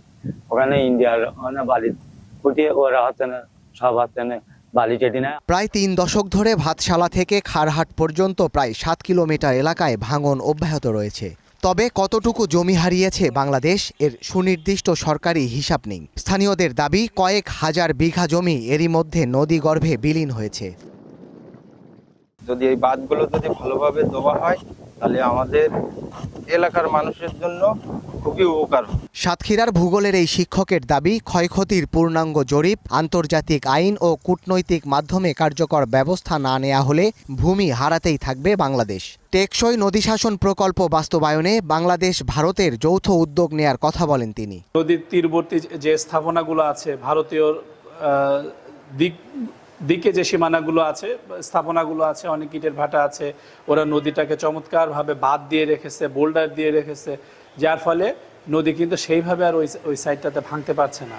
কিন্তু আমাদের দিকে সেইভাবে নদী শাসনটা হয় নাই। নদী শাসনের যে পদ্ধতিগুলো আছে সেভাবে যদি নদী শাসনটা করে দেন তাহলে হয়তোবা নদী ভাঙনটা আমাদের রোধ করা সম্ভব হবে।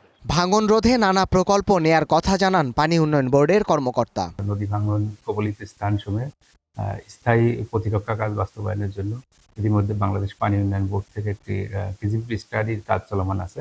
নদী ভাঙনের জন্য বাংলাদেশের যে সমস্ত অঞ্চল নদীগর্ভে বিলীন হয়ে বাংলাদেশের মানচিত্রের একটা ইফেক্ট পড়ছে, আমরা এই সমস্ত অঞ্চলকে রক্ষা করতে। নদী শুধু পানি বয়ে আনে না, ইতিহাস ঐতিহ্যও বহন করে, আর ভাঙন কেড়ে নেয় মানুষের স্বপ্ন, ভিটেমাটি। তবে ইছামতির ভাঙন শুধু স্থানীয় সমস্যা নয়, দেশের সীমা রক্ষার জাতীয় সমস্যা। Desk report, Star news. রাঙামাটির হাট বাজারগুলো এখন মৌসুমি ফলের মৌ মৌ গন্ধে মুখরিত।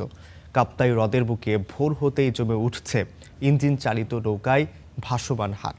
তবে এবার ফলের বাম্পার ফলন হলেও কাঙ্ক্ষিত দাম না পাওয়ার অভিযোগ চাষিদের। মিশু মল্লিকের তথ্য ও ছবিতে প্রতিবেদন। রাঙামাটির বনরূপার সমতা ঘাটে চিরচেরা ব্যস্ততা। কাপ্তাই হ্রদের বুক চিরে একের পর এক ইঞ্জিন চালিত নৌকা এসে ভিড়ছে ঘাটে। দুর্গম পাহাড়ি এলাকার চাষিরা ফসল নিয়ে হাজির হন এই ঐতিহ্যবাহী ভাসমান হাটে। ঘাটে তরি ভিড়তেই শুরু হয় পাইকার আর আড়তদারদের হাঁকডাক। চলে দরদামের তুমুল পর্ব। পছন্দের ফল কিনে পাইকাররা তা বোঝাই করছেন ট্রাকে। এরপর সেই ট্রাক ছুটে চলে দেশের নানা প্রান্তে। জেলা কৃষি সম্প্রসারণ অধিদপ্তরের তথ্য মতে এবার রাঙামাটিতে ৩,৬৩৫ হেক্টর জমিতে আম, ৩,৩৭৫ হেক্টরে কাঁঠাল, ১,৯০৩ হেক্টরে লিচু এবং ২,৬৬০ হেক্টর জমিতে আনারসের চাষ হয়েছে। আর ৪ প্রধান মৌসুমি ফলের মোট উৎপাদন লক্ষ্যমাত্রা নির্ধারণ করা হয়েছে প্রায় ২,১১,০০০ মেট্রিক টন। আমি ১০০ মণ আম নিয়ে হরিণা থেকে রাঙামাটি আসলাম সমটা ঘাটে। বৃষ্টি ঠিক মতো হচ্ছে না, তো এই জন্য মানে জোরে গেছে আর কি, এই জন্য একটু কম হয়েছে। আনারস বিক্রি করলাম ৪ টাকা করে, আমটা এখন আর বিক্রি করতেছি না, এখন আমের দাম বেশি খারাপ। পাইকারি বাজারে দেখবো, যদি দেখি যে এটা মোটামুটি রিজনেবল প্রাইসের মধ্যে হয় তাহলে আমি এখান থেকে কিছু কিনে নিয়ে ঢাকাতে বিক্রি করব। মাটির বৈশিষ্ট্যের কারণে পাহাড়ের ফল স্বাদে ভালো হওয়ায় বছরে ৫০০ কোটি টাকার ফল বিক্রি হয় বলে জানায় জেলা কৃষি সম্প্রসারণ অধিদপ্তর। এখানে যতগুলি ফল হয় প্রত্যেকটা ফলই প্লেন ল্যান্ডের ফলের চেয়ে টেস্টে একটু উন্নত, মানে ভালো। এই সবগুলি ফল সারা বছরে মিনিমাম আপনার ৫০০ কোটি টাকা হবে। ন্যায্য মূল্য নিশ্চিত করা গেলে এই অঞ্চলের ফলের বিপণন দেশের অর্থনীতিতে আরও বড় ভূমিকা রাখবে, এমনটাই প্রত্যাশা সংশ্লিষ্টদের। Desk report, Star News. আষাঢ় এসেছে প্রকৃতিতে। বৃষ্টির অঝোর ধারায় ধুলো মাখা স্মৃতি ধুয়ে নিচ্ছে প্রকৃতি। ফলের সমারোহে ভরে উঠেছে গাছের শাখা প্রশাখা। আর সেই ফলের উৎসবে বরিশালে বরণ করা হলো ঋতুরানী বর্ষাকে। অঝোর ধারায় ঝরছে আকাশের জল, প্রতিটি ফোঁটায় ধুয়ে যাচ্ছে ধুলোমাখা প্রকৃতি। গাছের পাতায়, নদীর জলে, মানুষের উচ্ছ্বাসে চারদিকে যেন বর্ষারই একচ্ছত্র আধিপত্য। বৃষ্টিকে আপন করে নিয়েছে পাখিরাও। এক পশলা বৃষ্টিতে ভিজে প্রকৃতির সঙ্গে একাকার হয়ে উঠেছে মানুষের মন। প্রকৃতি যেন নিজের ক্যানভাস আঁকছে জল রঙে। প্রকৃতি সাজানোর পাশাপাশি বর্ষায় গাছপালা ভরে ওঠে ফুলে ফলে। বর্ষার বন্দনায় বরিশাল বিএম কলেজে ফলের উৎসব। ৩৫ বছরের ধারাবাহিকতায় সাংস্কৃতিক সংগঠন উত্তরণের বর্ষাবরণ উৎসবে অংশ নেন প্রতিষ্ঠানটির শিক্ষার্থীরা। উৎসবকে পূর্ণ করেছে সঙ্গীত, আবৃত্তি আর নৃত্যের মূর্ছনা। আমাদের বর্তমানে দেশি ফলের যে একটা বিস্তার, সেটা কিন্তু আস্তে আস্তে কমে আসছে। সেই চিন্তা ভাবনা থেকে ৩৫ বছর আগে উত্তরণ সদস্যরা চিন্তা করেছেন যে দেশি ফলের এইটার সমাহারকে আরও কিভাবে বৃদ্ধি করা যায়। এইটার একটা বিশেষত্ব হচ্ছে এখানে আমাদের সবই দেশি ফল থাকে এবং এই যে দেশি ফলগুলো আসলে সচরাচর দেখাও যায় না, সেই ক্ষেত্রে আমরাও সেই ধারাবাহিকতাটা বজায় রেখেছি। আয়োজনটি অসাধারণ আয়োজন এবং এটি আজকে নতুন না, এটা উত্তরণের একটি দীর্ঘদিনের ঐতিহ্য। উত্তরণের সঙ্গে কলেজ প্রশাসন বরাবরই সহযোগিতার মনোভাব পোষণ করেন এবং আমরা যারা বিশেষ করে সংস্কৃতি মনা শিল্পের চর্চার সঙ্গে যুক্ত থাকতে পছন্দ করি তারা তো নিয়মিত এই উত্তরণের আয়োজনকে সাধুবাদ জানাই। সুষ্ঠু বাংলা সংস্কৃতির চর্চা বেগবান করতে 1889 সালে প্রতিষ্ঠা পায় উত্তরণ সাংস্কৃতিক সংগঠন। Desk report, Star news. জোড়া ভূমিকম্পে মৃত্যুপরিতে পরিণত হওয়া ভেনেজুয়েলায় প্রাণহানি বাড়ছেই। এখন পর্যন্ত 920 জনের মৃত্যুর খবর নিশ্চিত করেছে দেশটির সরকার। রাজধানী কারাকাস ও উত্তরাঞ্চলের ধ্বংসস্তূপে চাপা পড়ে আছে বহু মানুষ। বিধ্বস্ত ভবনগুলোর নিচে আটকে থাকা জীবিতদের উদ্ধারে চলছে সর্বোচ্চ চেষ্টা। সরকার জানিয়েছে এখন পর্যন্ত নিখোঁজের সংখ্যা প্রায় 50,000। ভেনেজুয়েলার ইতিহাসে অন্যতম ভয়াবহ ভূমিকম্পে পুরো কারাকাস অঞ্চলে এখন শুধুই স্বজন হারানোর আর্তনাদ। 7.2 মাত্রার প্রথম ধাক্কা সামলে ওঠার আগেই ফের আধা মিনিটের ব্যবধানে আরও শক্তিশালী 7.5 মাত্রার কম্পনে মুহূর্তেই ধুলোয় মিশে যায় শত শত বহুতল ভবন। সন্ধ্যা 6টার দিকে আমি খুব বিকট শব্দ শুনতে পাই। হঠাৎ সবকিছু এক পাশ থেকে অন্য পাশে দুলতে শুরু করে। এটি অত্যন্ত তীব্র এক ঝাঁকুনি ছিল। আমরা এর আগে কখনো এমন পরিস্থিতির মুখোমুখি হইনি। হতাহতের সংখ্যা বেড়ে চলেছে ক্রমেই। নিখোঁজ রয়েছেন অনেকেই। প্রাণে বাঁচতে কারাকাসের বাসিন্দা ও প্রতিবেশীরা ঘর ছেড়ে ঠাঁই নিয়েছেন খোলা আকাশের নিচে, পার্ক ও রাস্তায়। আন্তর্জাতিক দাতব্য সংস্থা অক্সফাম সতর্ক করে জানিয়েছে এই ব্যাপক ধ্বংসযজ্ঞ ভেনেজুয়েলার চলমান অর্থনৈতিক ও মানবিক সংকটকে আরও কয়েক গুণ বাড়িয়ে দিতে পারে। এদিকে মার্কিন প্রশাসন ভেনেজুয়েলায় উদ্ধার কাজের জন্য বিশেষ দল ও সামরিক সরঞ্জাম পাঠিয়েছে। একই সাথে ক্ষতিগ্রস্তদের সহায়তায় $20 কোটি বেশি আর্থিক সাহায্য তহবিল ঘোষণা করেছে ওয়াশিংটন। যুক্তরাষ্ট্র ভেনেজুয়েলাকে সাহায্য করতে প্রস্তুত। আমি আমাদের সরকারের সব সংস্থাকে দ্রুত পদক্ষেপ নিতে নির্দেশ দিয়েছি। আমরা আমাদের বন্ধুদের পাশে থাকব। শুধু যুক্তরাষ্ট্রে নয়, শোক জানিয়েছেন বিভিন্ন রাষ্ট্রপ্রধান। এরই মধ্যে ভেনেজুয়েলার পাশে দাঁড়িয়েছে জাতিসংঘ। যুক্তরাজ্য, কাতার, ব্রাজিল, মেক্সিকো, চিলি, চীন ও রাশিয়া সহ বিশ্বের বহু দেশ ইতিমধ্যেই জরুরি অর্থ ও উদ্ধার কাজে লজিস্টিক সহায়তা দেওয়ার ঘোষণা দিয়েছে। ইস্তিহাদুল মাহমুদ, স্টার নিউজ। মধ্যপ্রাচ্যে আবারও বাড়ছে উত্তেজনা। হরমুজ প্রণালীকে কেন্দ্র করে যুক্তরাষ্ট্র ইরানের মধ্যে নতুন করে শুরু হয়েছে পাল্টাপাল্টি সামরিক হামলা। একটি পণ্যবাহী জাহাজে ইরানি ড্রোন হামলা জবাবে ইরানের ক্ষেপণাস্ত্র ও ড্রোন ঘাঁটিতে শক্তিশালী হামলার দাবি করেছে যুক্তরাষ্ট্র। বিপরীতে ইরান বলছে অঞ্চলের মার্কিন একাধিক ঘাঁটিতে আঘাত হেনেছে IRGC। হামলা পাল্টা হামলায় অনিশ্চয়তা তৈরি হলেও ট্রাম্প বলছেন আলোচনা স্বাভাবিকভাবেই চলবে। বেশ কদিন শান্ত ছিল হরমুজ প্রণালী, কিন্তু হঠাৎই মার্কিন প্রেসিডেন্ট ডোনাল্ড ট্রাম্প দাবি করেন প্রণালীতে একটি পণ্যবাহী জাহাজে ড্রোন হামলা করেছে ইরান। নিজের সামাজিক মাধ্যমের পোস্টের পর হোয়াইট হাউসে সাংবাদিকদের প্রশ্নে ট্রাম্প বলেন ওই হামলার জবাব কি হবে তা দেখতে পারবেন। তার এই বক্তব্যের সঙ্গে সঙ্গে মার্কিন ভাইস প্রেসিডেন্ট এক পোস্টে হুমকি দেন সহিংসতার জবাব সহিংসতার মাধ্যমেই দেয়া হবে। এরপরই ইরানের দক্ষিণের সিরিক এলাকায় বিস্ফোরণের খবর পাওয়া যায়। মার্কিন সেন্ট্রাল কমান্ড সেন্টকমের দাবি ইরানের ক্ষেপণাস্ত্র ও ড্রোন মজুত কেন্দ্রের পাশাপাশি উপকূলীয় রাডার সাইটগুলোতে হামলা চালানো হয়েছে।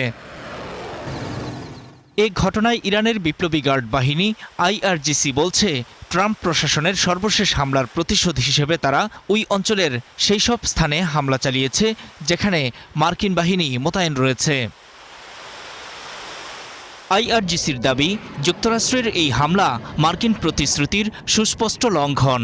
তাদের ভাষ্য অনুযায়ী যুক্তরাষ্ট্র ইরান সমঝোতা স্মারক অনুযায়ী তেহরানকে হরমুজ প্রণালীর জাহাজ চলাচলের উপর নিয়ন্ত্রণের অধিকার দিয়েছে। তবে ড্রোন হামলা প্রসঙ্গে মার্কিন অভিযোগের বিষয়ে কিছুই বলেনি তেহরান। আইআরজিসি সতর্ক করেছে, ওয়াশিংটন বরাবরের মতোই প্রতিশ্রুতি লঙ্ঘন করেছে।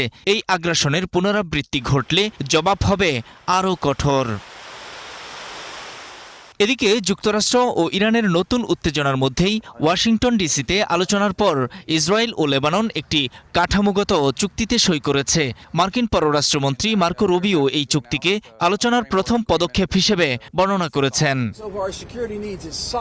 এই অগ্রগতির পরও দক্ষিণ লেবাননে হামলা চালিয়ে বেশ কয়েকজনকে হত্যা করেছে ইসরায়েলি বাহিনী। নূর মোহাম্মদ, স্টার নিউজ। ইরানের জব্দকৃত সম্পদ ছাড় দিতে রাজি হলেও সেই টাকায় এখন থাবা বসাতে চায় যুক্তরাষ্ট্র। প্রেসিডেন্ট ট্রাম্প এ নিয়ে এঁটেছেন পরিকল্পনাও। জানিয়েছেন, জব্দ সম্পদ ছাড়ের পর সেই টাকা দিয়ে ইরানের জন্যই তিনি কিনতে চান গম, ভুট্টা আর সয়াবিন। আর এগুলো কেনা হবে মার্কিন কৃষকদের কাছ থেকেই। বিপুল পরিমাণ ওই ফসল পরে বিক্রি করা হবে ইরানের কাছে। যদিও ট্রাম্পের এমন পরিকল্পনা প্রত্যাখ্যান করেছে ইরান। হোয়াইট হাউসে গেলেন মার্কিন কৃষক ও কৃষি উদ্যোক্তারা। খানিকটা পরই এলেন প্রেসিডেন্ট। বললেন, তার সামনে যারা রয়েছেন তাদের তিনি খুবই পছন্দ করেন। আমাদের সাথে বিশেষ একদল মানুষ রয়েছেন, তারা আমার ভালোবাসার মানুষ, কৃষক ও পশুপালক। আমি আপনাদের সবাইকে ভালোবাসি। কৃষকদের সঙ্গে ট্রাম্পের এই সাক্ষাতের উদ্দেশ্য এটা জানানো যে কৃষকদের সুবিধা হবে এ সংক্রান্ত একটি নির্বাহী আদেশে সই করেছেন। আর এই অনুষ্ঠানেই তিনি টেনে আনেন ইরানকে। কৃষকদের জানান তাদের ফসল বিক্রি হবে ইরানের কাছে। ট্রাম্প দাবি করেন, ইরানের যে জব্দ সম্পদ রয়েছে সমঝোতা অনুযায়ী সেগুলো ছাড়ের পর সেই টাকা দিয়ে মার্কিন কৃষকদের কাছ থেকে তিনি ইরানের জন্য ফসল কিনবেন। আমাদের আরও একটি নতুন বাজার আসছে, যার নাম মনোরম দেশ ইরান। এটি একটি সুন্দর জায়গা। কেউ কি সেখানে যেতে চান? ইরান খাদ্য সংকটে ভুগছে। আমরা তাদের কিছু টাকা নিয়ে তা খরচ করব। প্রচুর পরিমাণে গম, সয়াবিন, ভুট্টা কিনব। আর এই প্রক্রিয়াটি খুব শিগগিরই শুরু হতে চলেছে। এটি বেশ বড়ও হবে। আমার মনে হয় এটি অনেক বড় হবে। তেহরানের সম্পদে ট্রাম্পের এমন থাবা বসানোর পরিকল্পনাকে অবশ্য ছাড় দেয়নি ইরান। দেশটির স্পিকার তাৎক্ষণিক প্রতিক্রিয়ায় বলেছেন, ফসল কেনা নয় বরং কয়েক দশকের অবিশ্বাসের ফসল কাটছে ইরান। আমেরিকার দাবি মিথ্যা। তারা দাবি করছে আমাদের অবমুক্ত সম্পদ দিয়ে মার্কিন কৃষিপণ্য কেনা হবে। বেশ মজার বিষয় তো। আমরা এখন কেবল সেই ফসলই কাটছি যা তোমরা রোপণ করেছ, আর তা হলো কয়েক দশকের অবিশ্বাস। যুদ্ধবিরতি চুক্তির সমঝোতায় ইরানের পরিষ্কার শর্ত ছিল $24 বিলিয়ন বাজেয়াপ্ত সম্পদ ছাড় দিতে হবে। যুক্তরাষ্ট্রসহ বিশ্বের বিভিন্ন দেশে এই সম্পদ জব্দ রয়েছে। এর মধ্যে $12 বিলিয়ন সম্পদ অবমুক্ত করার বিষয়ে রাজি হয়েছে যুক্তরাষ্ট্র, যা ছাড় করা হবে 2 ধাপে। এখন সেই অর্থের একটি অংশ দিয়েই নিজেদের উৎপাদিত ফসল ইরানে বিক্রি করতে চাইছেন ট্রাম্প। নূর মোহাম্মদ, স্টার নিউজ। স্পেনের উত্তর পূর্বাঞ্চলের হুয়েস্কা প্রদেশে ভয়াবহ দাবানলে পুড়ে গেছে অন্তত 1000 হেক্টর এলাকা। তামারিতে দে লিতেরা এলাকার আগুন নিয়ন্ত্রণে আনতে রাতভর কাজ করছেন দেশটির সামরিক জরুরি ইউনিটের দমকল কর্মীরা। আগুনের বিস্তার ঠেকাতে তারা গাছপালা পরিষ্কার করছেন এবং হোস পাইপ দিয়ে বিভিন্ন স্থানে পানি ছিটাচ্ছেন। পরিস্থিতির অবনতিতে বৃহস্পতিবার আরাগন আঞ্চলিক সরকার 2য় স্তরের জরুরি অবস্থা ঘোষণা করে। নিরাপত্তার স্বার্থে আশপাশের 3টি পৌর এলাকা থেকে শত শত বাসিন্দাকে সরিয়ে নেওয়া হয়েছে। আগুন পুরোপুরি নিয়ন্ত্রণে আনতে উদ্ধার ও দমকল বাহিনীর অভিযান অব্যাহত রয়েছে।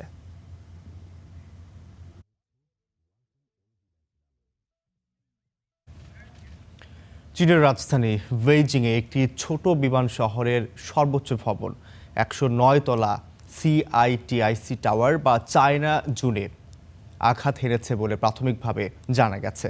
সামাজিক যোগাযোগ মাধ্যমে ছড়িয়ে পড়া ভিডিওতে ভবন থেকে ধ্বংসাবশেষ পড়ে যেতে এবং বিমানের একটি অংশ নিচে পড়ে থাকতে দেখা যায়। ঘটনার পর ভবনটি থেকে সবাইকে নিরাপদে সরিয়ে নেওয়া হয় এবং ঘটনাস্থলে মোতায়েন করা হয় দমকল, পুলিশ ও অ্যাম্বুলেন্স। কর্তৃপক্ষ এখনও এ বিষয়ে আনুষ্ঠানিকভাবে বিস্তারিত জানায়নি। এদিকে অনলাইনে প্রকাশিত তথ্য অনুযায়ী বিমানটি একটি স্থানীয় প্রতিষ্ঠানের মালিকানাধীন হালকা স্পোর্টস এয়ারক্রাফট হতে পারে বলেও ধারণা করা হচ্ছে।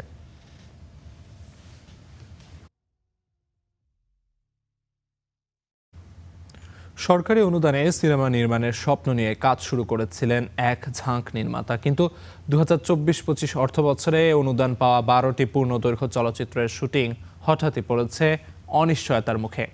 কাস্টিং জটিলতা, সময়সূচির বিপর্যয় ও আর্থিক ক্ষতির আশঙ্কায় ক্ষুব্ধ নির্মাতারা। তাদের সেই হতাশা ও অভিযোগের কথাই উঠে এসেছে স্টার এন্টারটেইনমেন্টের ক্যামেরায়। অনুদান পাশ হলো, শুটিংও শুরু হলো, কিন্তু অর্থ সংকটে মাঝপথেই থমকে গেল কার্যক্রম। এর মধ্যে মারা গেলেন সিনেমার প্রধান চরিত্র। মূল পাণ্ডুলিপির সঙ্গে এমন অসংখ্য নীল বেদনার গল্প যুক্ত হয়েছে 12টি সিনেমার ভাগ্যে। 2024-25 অর্থ বছরে এই সিনেমাগুলোর জন্য অনুদান ঘোষণা করেছিল তৎকালীন অন্তর্বর্তী সরকার। চুক্তি অনুযায়ী প্রথম কিস্তির 20% অর্থ পেলেও অজানা কারণেই আটকে আছে বাকি টাকা। চিত্রনাট্যের চূড়ান্ত খসড়া, শুটিং শিডিউল সহ প্রয়োজনীয় সব কাগজপত্র জমা দিয়েছেন নির্মাতারা। ডিসেম্বরে কমিটির সামনে হয়েছে প্রেজেন্টেশনও। 2 সপ্তাহের মধ্যে অর্থ ছাড়ে কথা থাকলেও 6 মাস পেরিয়েও মেলেনি দ্বিতীয় কিস্তির টাকা। অনুদান পেয়েও জলযুদ্ধ সিনেমার নির্মাতা নিজেই যেন নতুন যুদ্ধে লিপ্ত হয়েছেন। আমরা না পারতে আমরা একটা চিঠি দেই মন্ত্রণালয় বরাবর, এবং চিঠিতে আমরা সেটা জানাই যে আমাদের কি কি সমস্যা হচ্ছে। একটা গতানুগতিক ধারায় চলচ্চিত্র নির্মাণ করতে হয় অনুদানের, এবং সেই ধারাটার মধ্যে একটা সময় পার হয়েছে, যে সময়টা কেন পার হয়েছে আমরা জানি না, তো সেটা আমরা জানতে চেয়েছি। এই দীর্ঘসূত্রিতার মাসুল দিতে হচ্ছে চড়া দামে। পরোটার 7 সিনেমায় প্রথমবার অভিনয়ের কথা ছিল অপেশাদার অভিনেতা কংসরি মগের, কিন্তু শুটিং শুরুর আগেই মারা যান তিনি। কেন্দ্রীয় চরিত্রের এই অভিনেতাকে হারিয়ে এখন বিপাকে নির্মাতা। এগ্রিমেন্ট অনুসারে যা যা রিকোয়ারমেন্ট ছিল সব কিছু আমি ইন টাইম আমি জমা দিয়েছি। আমরা অনেকবার ট্রাই করেছি জানার যে কি কারণে আমাদেরগুলো আটকে আছে। এখন সরকার যদি আমাকে এটা দিলেও আমাকে সিনেমা বানাতে হবে, আর যদি সে না দিলেও আমাকে সিনেমা বানাতে হবে। এমন না যে এটা আমার শেষ ঠিকানা বা আমি আমার জায়গা থেকে বলবো। এছাড়া রুহের কাফেলা বা রবিনহুডের আশ্চর্য অভিযানের মতো সিনেমাগুলোতে থাকা শিশু শিল্পীরাও সময়ের সাথে সাথে বড় হয়ে যাচ্ছে। ফলে বদলে যাচ্ছে তাদের শারীরিক অবয়ব, যা কাস্টিং পরিকল্পনাকে ফেলছে নতুন চ্যালেঞ্জে। মন্ত্রণালয়ের সঙ্গে সবাই মিলে বারবার যোগাযোগ করার চেষ্টা করছি, তো ওনারা বলছেন যে একটি কমিটি গঠন করলে ছাড়পত্র দেবে তারা। দ্বিতীয় প্রডিউসার অনবোর্ড করে একটা শুটিং প্রস্তুতি নিয়েছি এবং শুটিং শুরু করেছি। সেখানে আমার চরিত্রটি শিশু, সে এখন বড় হয়ে যাচ্ছে। এটা নিয়ে আমি একটা ক্রাইসিস মোমেন্টের মধ্যে আসলে যাচ্ছি। বারবার আশ্বাস মিললেও দ্বিতীয় কিস্তির অর্থ ছাড়ে কেন এই বিলম্ব, সেই প্রশ্নের উত্তর জানতে তথ্য ও সম্প্রচার মন্ত্রণালয়ের সঙ্গে যোগাযোগ করা হলে সাপ্তাহিক ছুটির কারণে আনুষ্ঠানিক কোনো মন্তব্য করতে রাজি হননি সংশ্লিষ্টরা।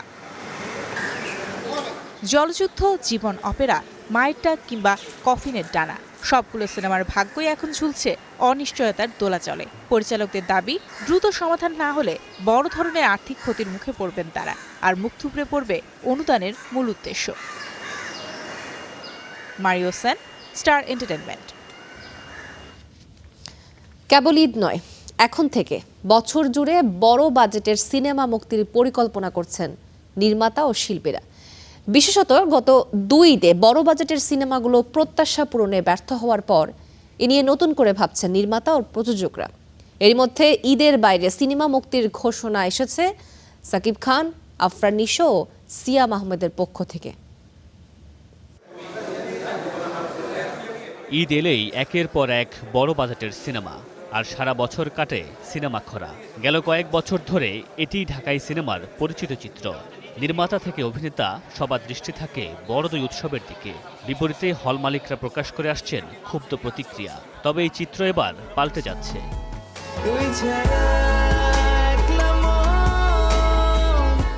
2024 সালে মুক্তি পাওয়া দরদ ছাড়া গেল 5 বছরে ঈদ ছাড়া মুক্তি পায়নি শাকিব খানের কোনো সিনেমা।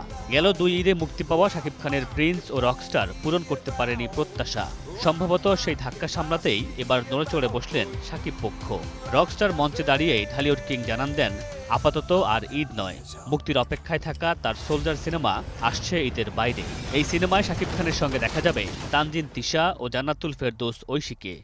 আসলে সন্ত্রাসের কোনো জাত নেই, দেশ নেই, ধর্ম নেই, ওদের পরিচয় একটাই, ওরা সন্ত্রাসবাদী।